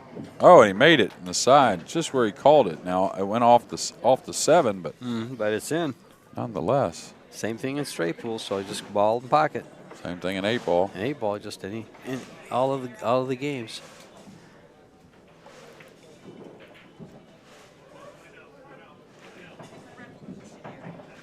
It's real close to being able to go at this bank. It's a bit of a cutback though when you think about a diamond and a half up. But it's almost like the safe one because it doesn't hang from that angle, George. The bank does not hang from that angle. Or rarely it does. I mean, like what he did there, but yeah, if he chose to bank it, wouldn't have been horrible. It wouldn't know because I think he would have had shape. Yeah, he get shape on the 3. It offered him shape, so there was a reward for banking it. Okay, I think he can see this ball. Oh, he's kicking it 2 rails.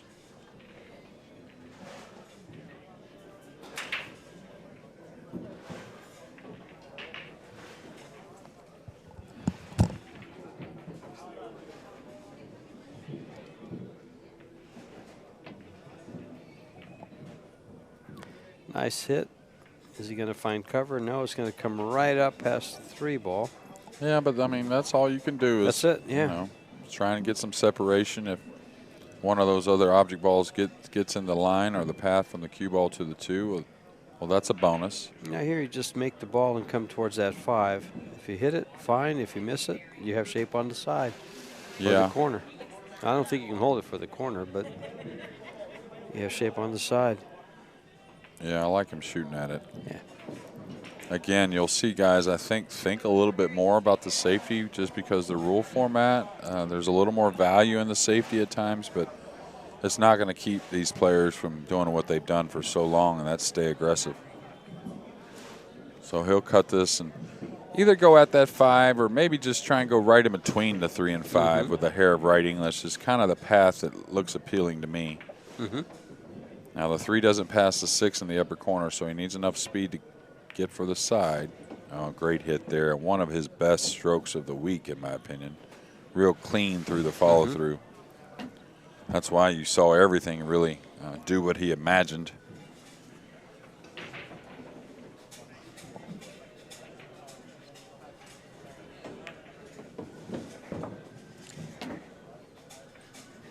And he could steal Jeff's break here and go back up again.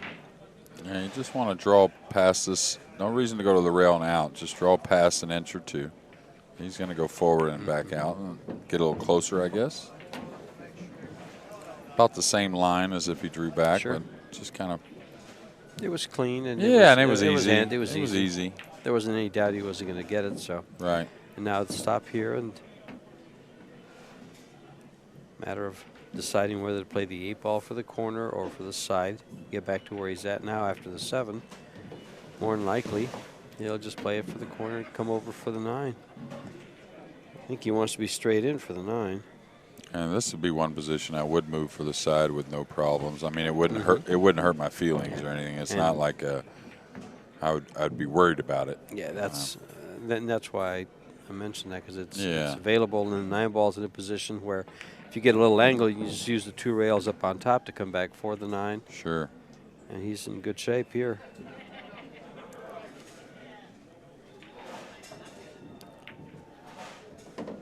Looks like he stole Jeff's break. Goes up 6-5 once he pockets his 10. And now he has the break to go up an extra game. The bonus game. I guess that would be a bonus game, would it? Well, it's approaching the finish of this. And Thorsten's going to take a timeout. We will too. We'll be right back.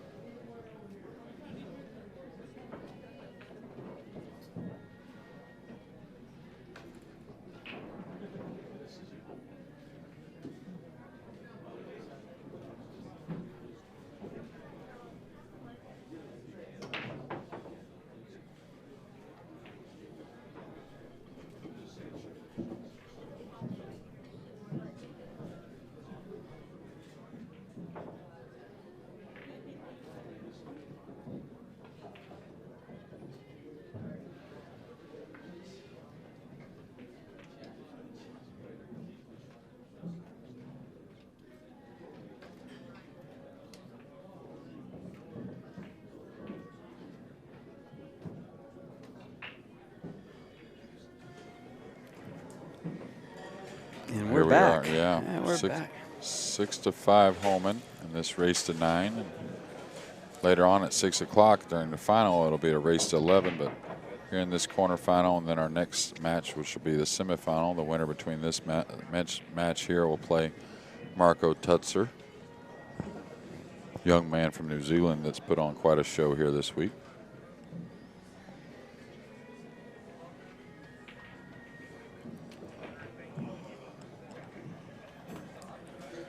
You see our sponsors across the top of your screen. You have Griff, Cyclop, Kamui, Predator, Simonis, JB Cases, Discount Custom Apparel, presented by CueSports International. Some of the websites are PredatorCues.com, KamuiTips.com.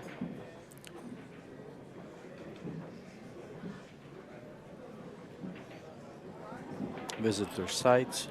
Appreciate our sponsors. They help us bring you this fine stream, and we thank you for joining us on this fine stream. Well, we put more on that one. Went away from that pot break that has led to 2 dry breaks in here in this match. And he's got a funny shot on the one just because he's near the rail, so he's going to have to elevate most likely and draw past this 5 and 8. He's got to get enough on it to not go towards that corner either, the corner near the template rack on the lower left part of your screen.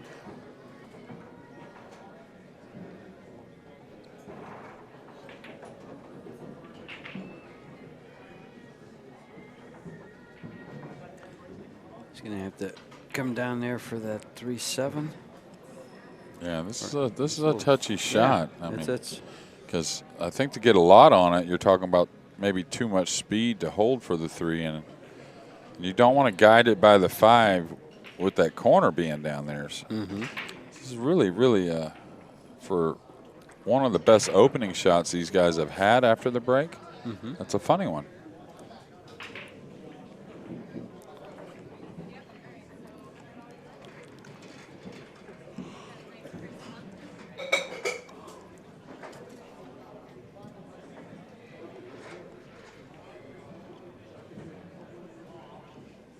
I like him really elevating, digging heavy on this on the low part of the ball and stay clear of that corner pocket. Putting some right with it, though. Yeah, he got a lot on it, and I think that was a really, really smart play. great shot. His speed was good on the ball. Look what he's got now. All to get just funny here on this combo to where.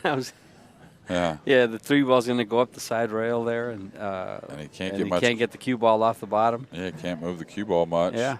Now, he may be able to rip draw it and let the 3 just go where it's going to go and try and get the cue ball back out to the middle of the table.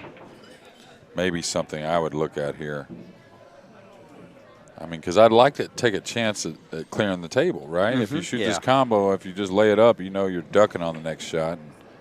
Playing safe, excuse me. Well, if he hits it with some pace and stops the cue ball right there, the ball's going to go up between the 9-10, it looks like, and have a shot for the upper left-hand corner. Yeah, but you don't want to shoot from right there, so you don't really take a chance at missing this 6, hitting it hard, unless you can make the cue ball move as well, I think. If you can't get the cue ball to move much, there's not much value in hitting it hard, okay? So that's what I was talking about. He just comes out a little bit. He's in good shape. Yeah, well, he got the cue ball to the rail and off a little bit, too. That makes a big difference.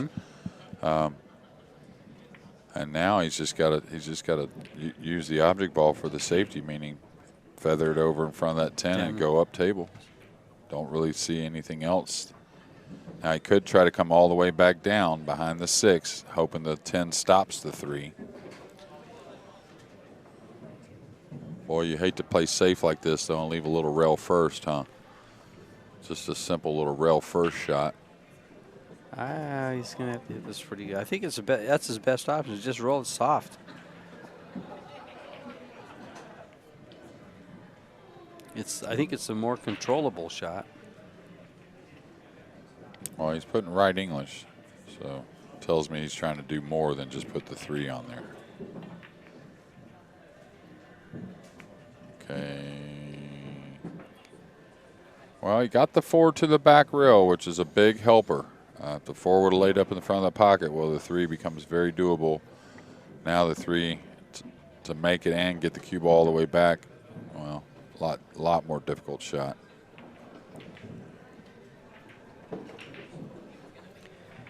Yeah, cue ball tracks towards that 9. Well, he's going to let the stroke out here. Yeah. Warp drawn in this ball, I believe. He may go 3 rails around it.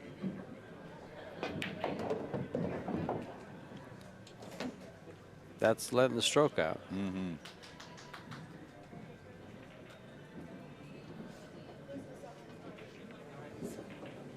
And he's just earned himself a high percentage out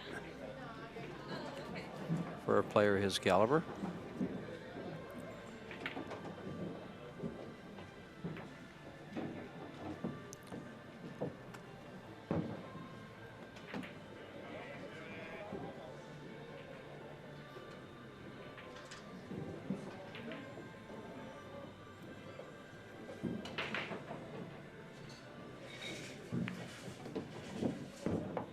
Not going to get ahead of myself here, and I don't see how Jeffrey could make some ill-advised decision from here. But, yeah, but he got in trouble from kind of nowhere before, right? Yeah, from nowhere before. But I doubt that he does here. This is pretty straightforward here. Yeah, the layout is keeping the reins on Jeffrey a little bit.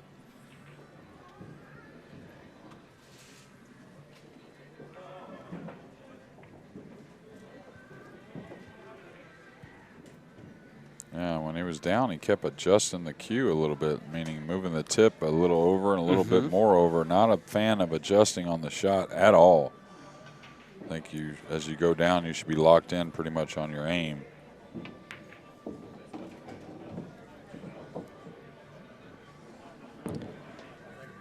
Well, I can't see him do anything wrong here.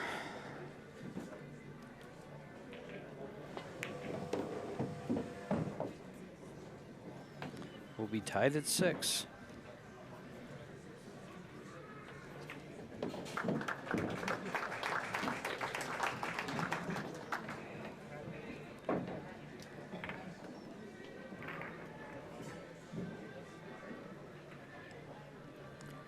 Jeffrey DeLuna. He's been spending quite a time out here because he's been playing. He played all the tournaments that went on here in Vegas this past, 5 months.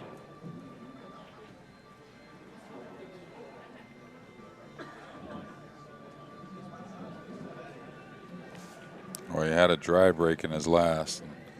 That's when Thorsten got 2 games out of it. Yeah, Thorsten tried to play safe, calling the one on the side and banked it off the end rail off the 7, and then got control and then won the next game behind it to get a game lead. Jeffrey hadn't broke dry too often here in this tournament.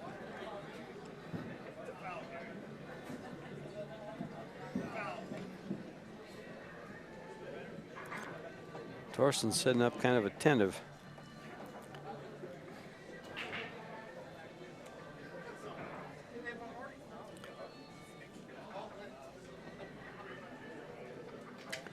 Raring to come out of his chair.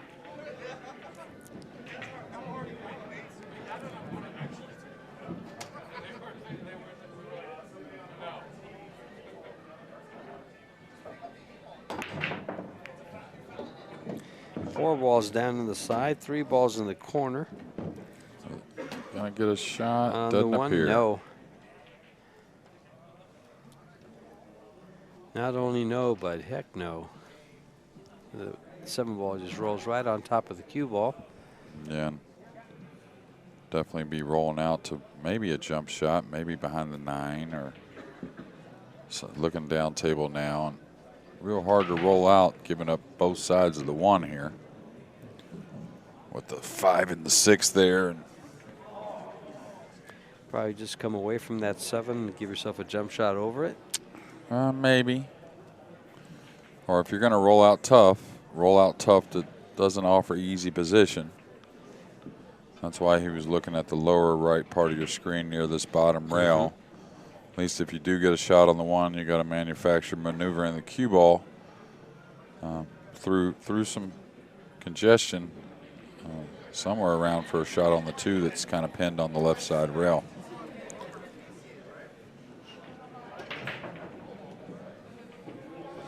And you'd rather roll out to the challenge here instead of an easy safety. And not only challenge being a long shot on the 1, a long one to make, but the second part of the challenge, which is gaining position on the 2. Now Thorsten will never pass this. Even if he feels like it's too risky to shoot at the 1, he won't let Jeffrey shoot at it. He'll play some type of safety. Or I'm guessing anyways. Yeah.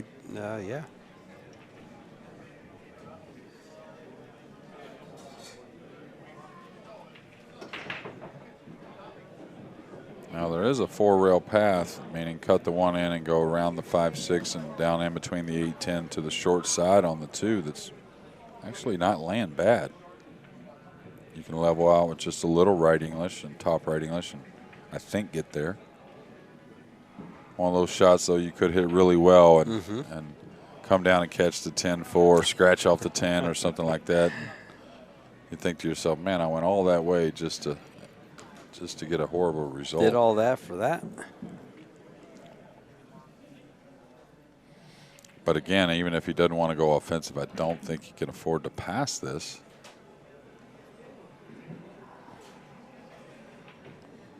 And I think that's not really a question in Thorsten's mind. He's just trying to figure out what the best option is. He can bank the 1 straight back down and kind of run the cue ball 2 rails behind the 5-6. I like him knocking it away between the 2 and the 7 and just kind of drift the cue ball slowly that way there.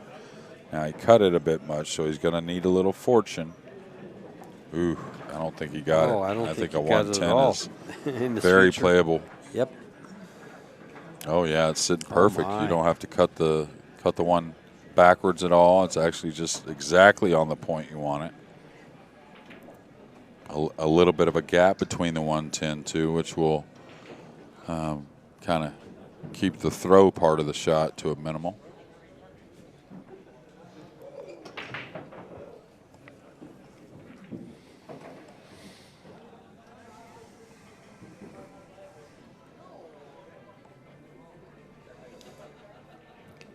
Here we go, 10 ball. Did he call it? Really not so sure he called it, but I guess he did.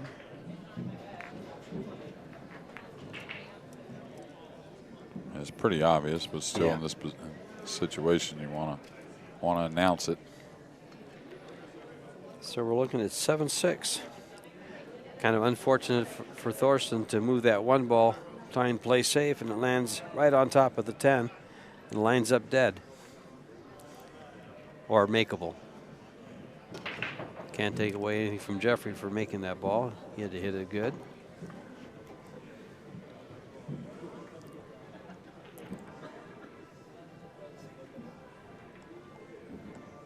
A little bit of a lead here, but they're on break.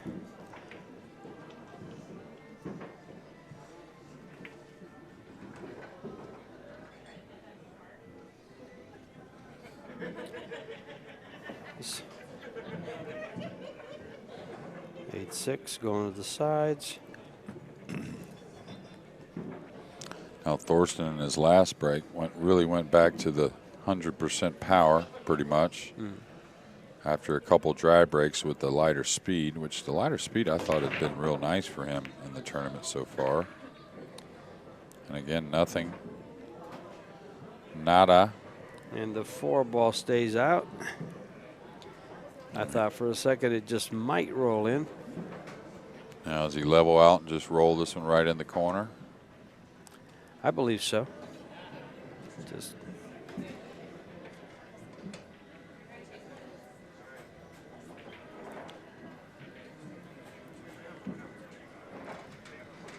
Well, there's not an easy safety, so these guys always want to be aggressive.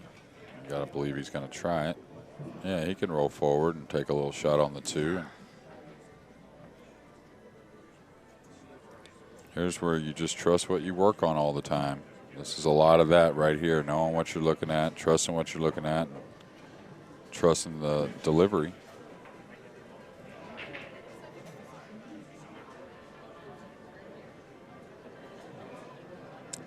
Now he's looking now, right? mm-hmm. The thing is, when you're looking like this, nothing wrong with looking around. But don't tell yourself, I need to find something else besides shooting this long one. I need to find, now if something else is there, that's okay. There's nothing wrong with looking, but you still have to realize that, you know, don't change what's right in front of you just because you feel like you need to find something different, just because you don't want to take it on. I agree. The shot's there. Decide to shoot it, commit, and take care of it. He overcut it. No, he hit made it great. Perfect. But look Perfect. at this. Well, from the frying pan to the fire. Mm-hmm.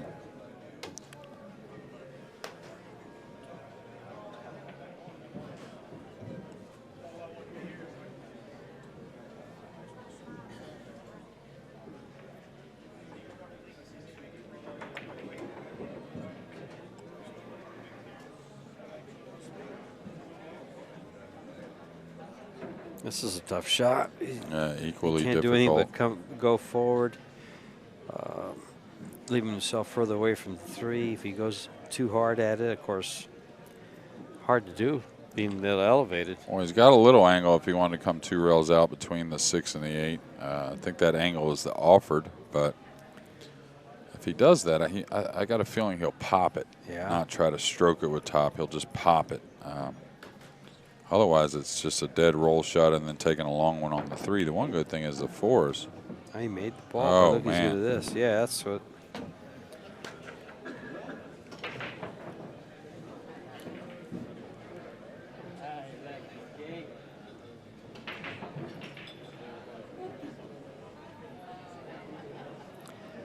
That's hit that ball good with that high English, and he went 2 rails. I thought it would come out, but it didn't. Needed more on it, and really hard to do from where he was.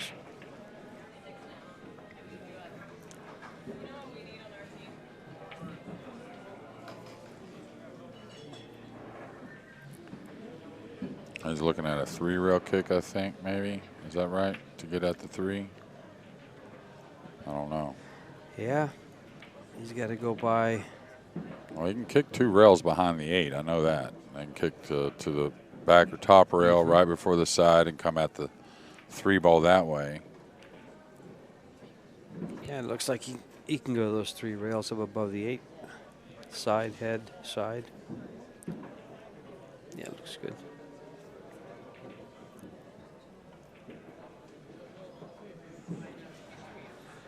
Yeah, well, that 3-rail angle there didn't get it. If he hits above the side, he ain't going to hit the 3.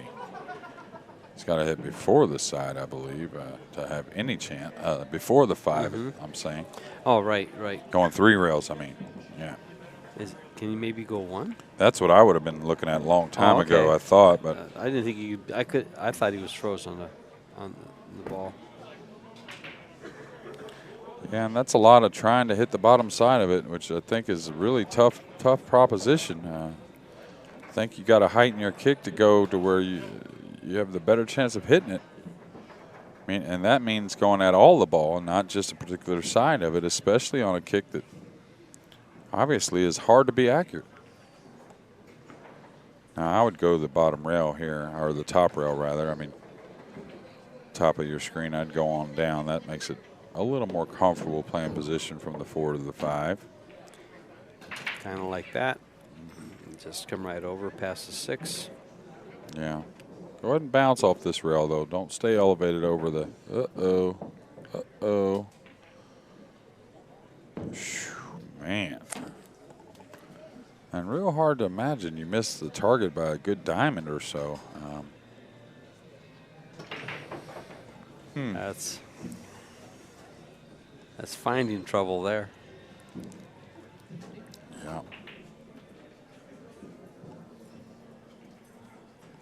And now he's gotten himself to where he's going to have to go maybe forward on this 5 to get to the 6 on the side. Yeah, I don't know if he can stop it just right there. He's going to go. You mean go all the way? I got you. Gotcha. Way up, huh? Well, it's either that or maybe shoot the 6 off the rail to where a scratch is offered, and I don't want to do that. Well, that ain't going to get it either. So, out of position quickly on the 3rd ball, really the 2nd ball. 2nd ball, yeah. After having ball in hand, right. Now he can stun into the 8 here, and I'd rather do that than go by the 8, I think. Is he going to roll by it? Can he roll by it easily? I guess so.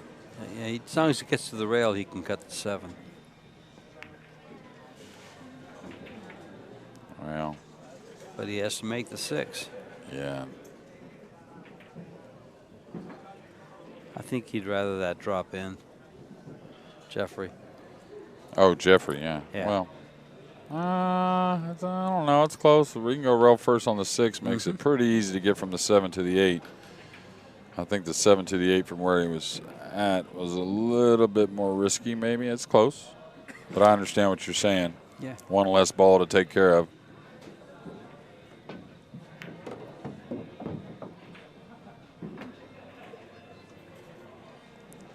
I just thought where the cue ball was, it was easy to go 2 rail. Pocket the 7 and go 2 rails up for the 8. No, it was. It Position. was.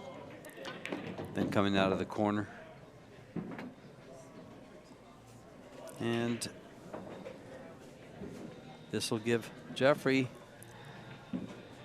Oh, the 2-game hill lead. and 2-game lead. Chance to break twice for the match as well here in what's going to be our 15th game. And if it goes far enough, our 17th game.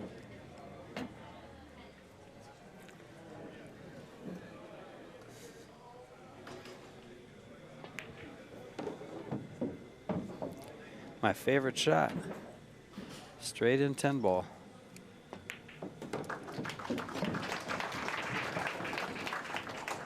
I think I knew that about you, George. I think it's everybody's favorite shot, isn't it, Jeremy? That's one shot we'll probably bet a little bit of money on. Maybe $5.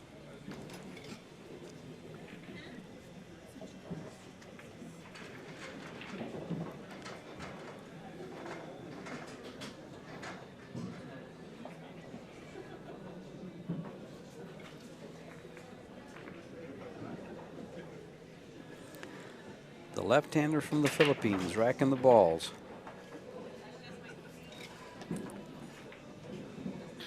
And you might think that Thorsten probably be pretty fortunate to get another turn at the table. It's kind of what the feeling I'm getting. Well, I think Jeffrey started out with that break and run. I think he made like 3 balls on a break. Yeah, they both opened with a Yeah, break and run the they both first 2 opened, games. yeah. And from there, it kind of progressed, but not too many break and runs since then. I think Jeff had one other.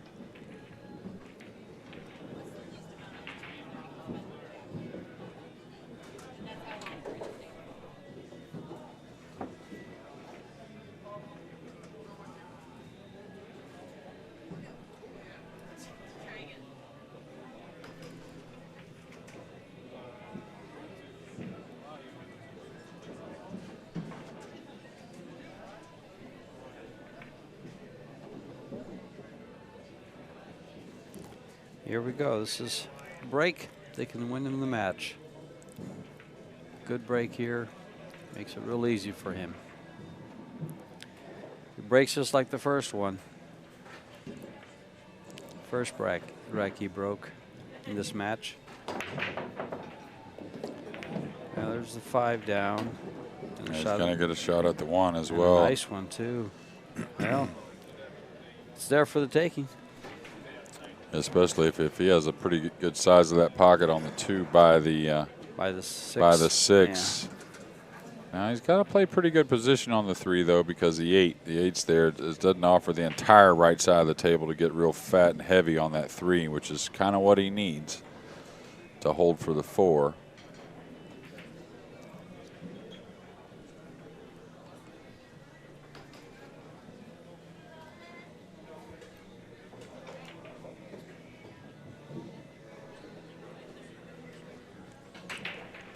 Four o'clock match is going to be a little delayed as these guys are right at the 2-hour time allotment. I don't know about that. Pretty straight. So the 3 doesn't pass the 4. Now the one thing is he can draw with that heavy draw stroke he has with a little bit of just a little. Well, you're not going to get there anymore, Jeffrey. That shot's over with. So. So you're either coming back with a strong draw shot or you're going to stop it there. Well, if you stop it back there, in. I play for the long rail bank on the 3. I'm not cutting the 3 from there and trying to get up and down. It's too thick to create easy movement. Too much traffic otherwise. I like him letting that draw stroke loose with low right here and try and wrap the corner he's going to be standing over and maybe bump the 3, maybe get short side on the 3 for the side like he's looking now. He's never going to get snookered. That's the one plus about it. And he could bump the 3 into position as well. And I think with the low left, I don't think there's any chance of pulling it back in the corner where he's at. Now you want to hit it with some speed, but not as much. Oh my! He cheated it, and he did exactly what I was talking about. He hit the ball to the wrong side of the pocket, and somehow the cue ball took a line that he didn't think was possible. Right. So again, somewhat like last night, Jeffrey DeLuna had a chance to finish a match at eerily the same score, 8-6, and didn't get it done so far.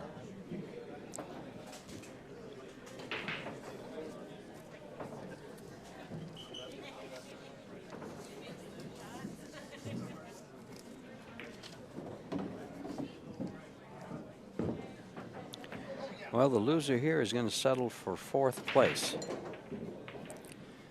which is going to get him 324 points of that all-around and a $2,000 paycheck. His next job will be the 8-ball coming up, starting tomorrow. I believe both of these gentlemen are in the 8-ball. Is that going to bump the? Oh, okay. Sure The 9 got it covered up. Sure does. I think he may have a pocket, but a fortunate one. That could have got. Oh, it does. I could have got a little sideways there. Ooh, okay. Used every bit of it.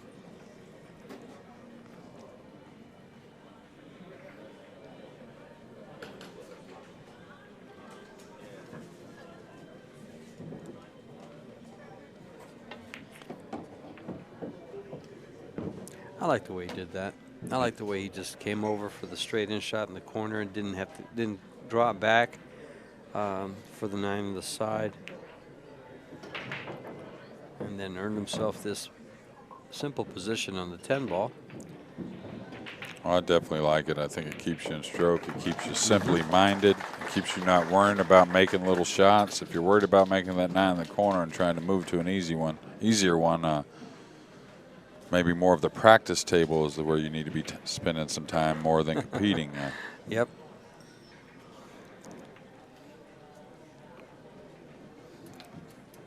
Well, that gets him that much closer.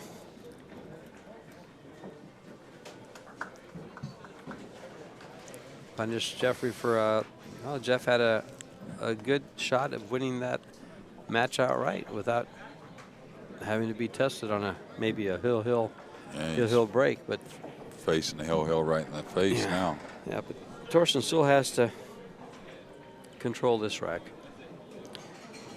and get the W for the rack.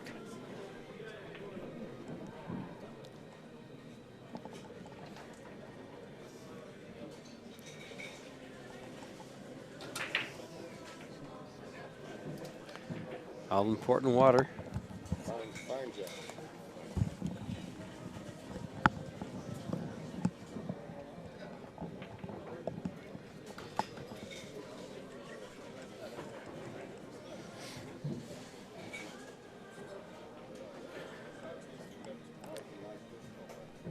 He wants to control this break.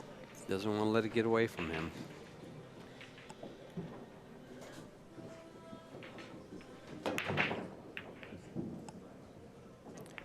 Well, he's been kissed out, but it was a kissed 9. to a Yeah. It was a 3-ball. That's okay. Is a 2-8 right. playable? I think it is. Yeah, it is. It definitely is playable. Now the 2's going to have some speed on it. But yeah, I can see from here that it is a playable combination for sure. And I think one he will play. And the good thing about it is that right there in the center of the table is fairly open, meaning the 2's going to have some speed on it after it kisses the 8. But it should go relatively back and forth somewhere in the middle of the table, just depending on how much power he puts into the combination. So he doesn't have a lot of balls there in that area to worry about as far as like getting snookered in an unlucky manner. No, it looks like it'll go right towards that side pocket by the 3 and give him a shot.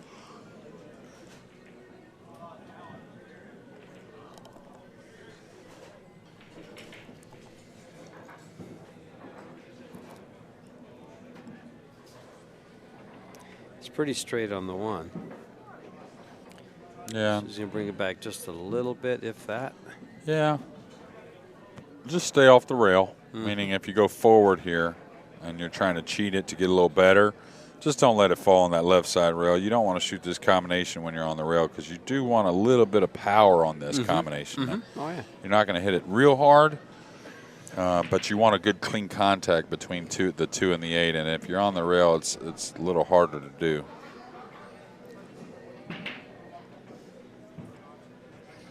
And he doesn't want to come back past the middle diamond. No, you don't want to cut the 2 backwards. Just a little. You want to be hitting it fairly head on. I like to bring it back just even with the 2 so I can just stop the cue ball there when I hit the 2 ball into the 8.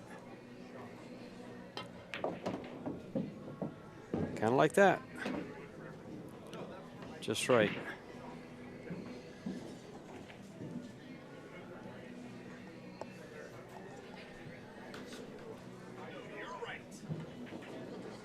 Well, I think the only thing that will worry me now is if I hit it with some speed, I got to cut the 2 a little. Is the 2 going to come back into the cue ball? I know you can't do much about it, but sometimes you get this like funny bad feeling that the cue ball might come back into the 2 ball might come back into the cue ball and do some harmful things. I think he got too thin on it, meaning the cue ball's coming up table a lot on him here.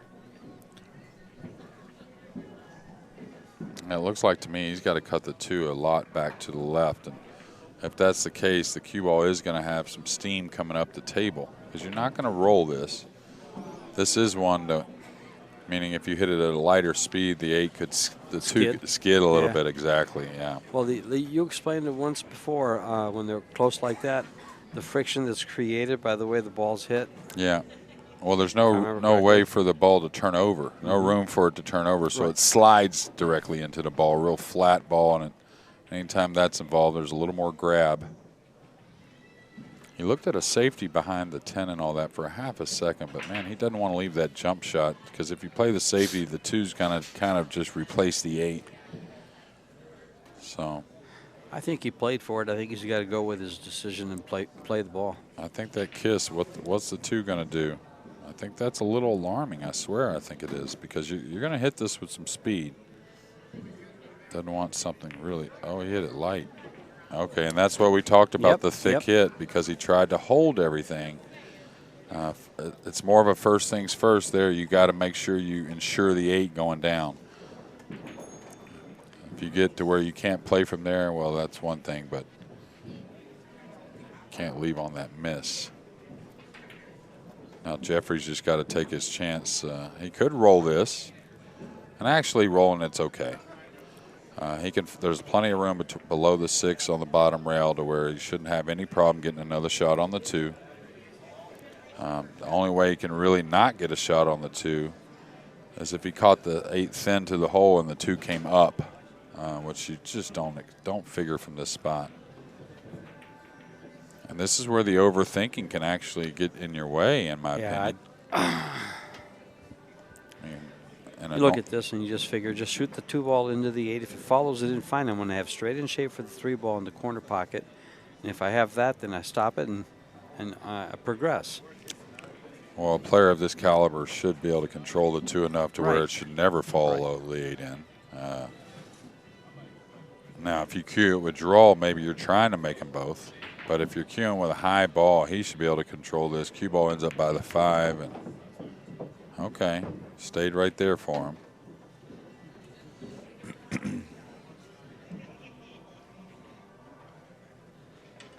And I definitely play the 3 in the corner here. Stay away from the side. Just come drift one rail over.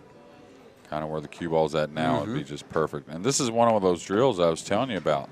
Wow, why would you go 2 rails there? Yeah, go back to where you were at. Back to where you're at. Yeah, exactly. It's a real good drill to start to trust the delivery of the stroke and the swing speed. There's another example. Yeah, why would you go 2 rails though? There, you know. I mean, why didn't you just float into position on the 3? Got to realize the table plays fairly easy with the pockets, so you don't have to get perfect. Just don't really get where it's missable.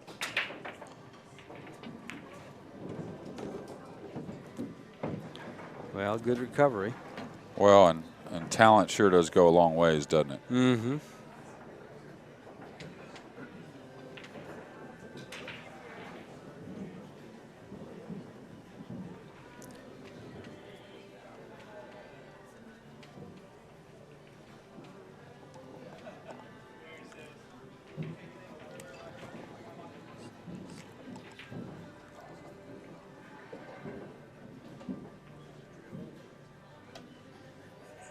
Pretty deliberate on his shots. Just stun that up a little bit. Go right by the 7. Yeah.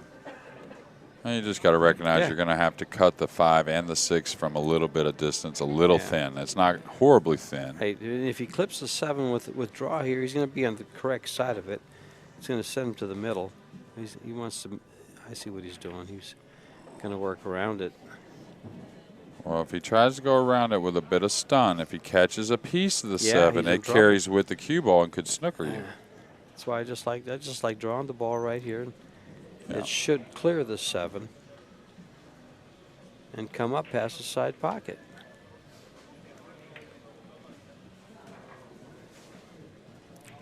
Yeah, well, now he's using that stun, and like I said, if he catches a piece of the 7 going by, well, he got a lot out of that. And that should close the curtain on a nice tournament for Thorsten Hohmann now. Said it 3 or 4 games ago, I'm not going to get ahead of myself with Jeffrey at the table just because we've seen a few things that are kind of from left field. But I don't see that here. No, not at all.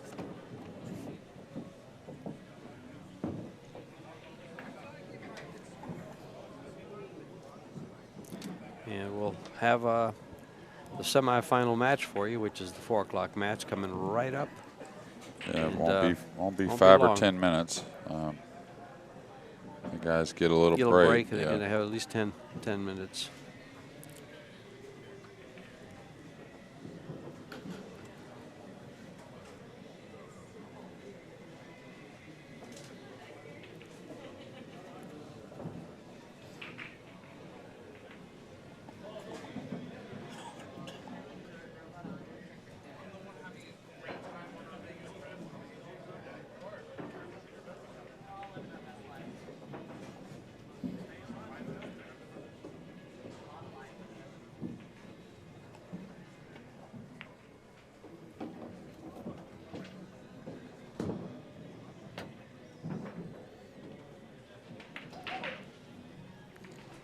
Let's see if he just shoots this to the rail and comes out to about where the 7 is now, or if he comes across. Yeah, well, this is where the camera fools you a little bit. It's a hair thinner than what we see here. Right.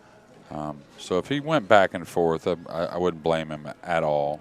Yeah, this angle shows us that. Yeah, it's just a hair thinner than what we imagine. That one there always seems to get me.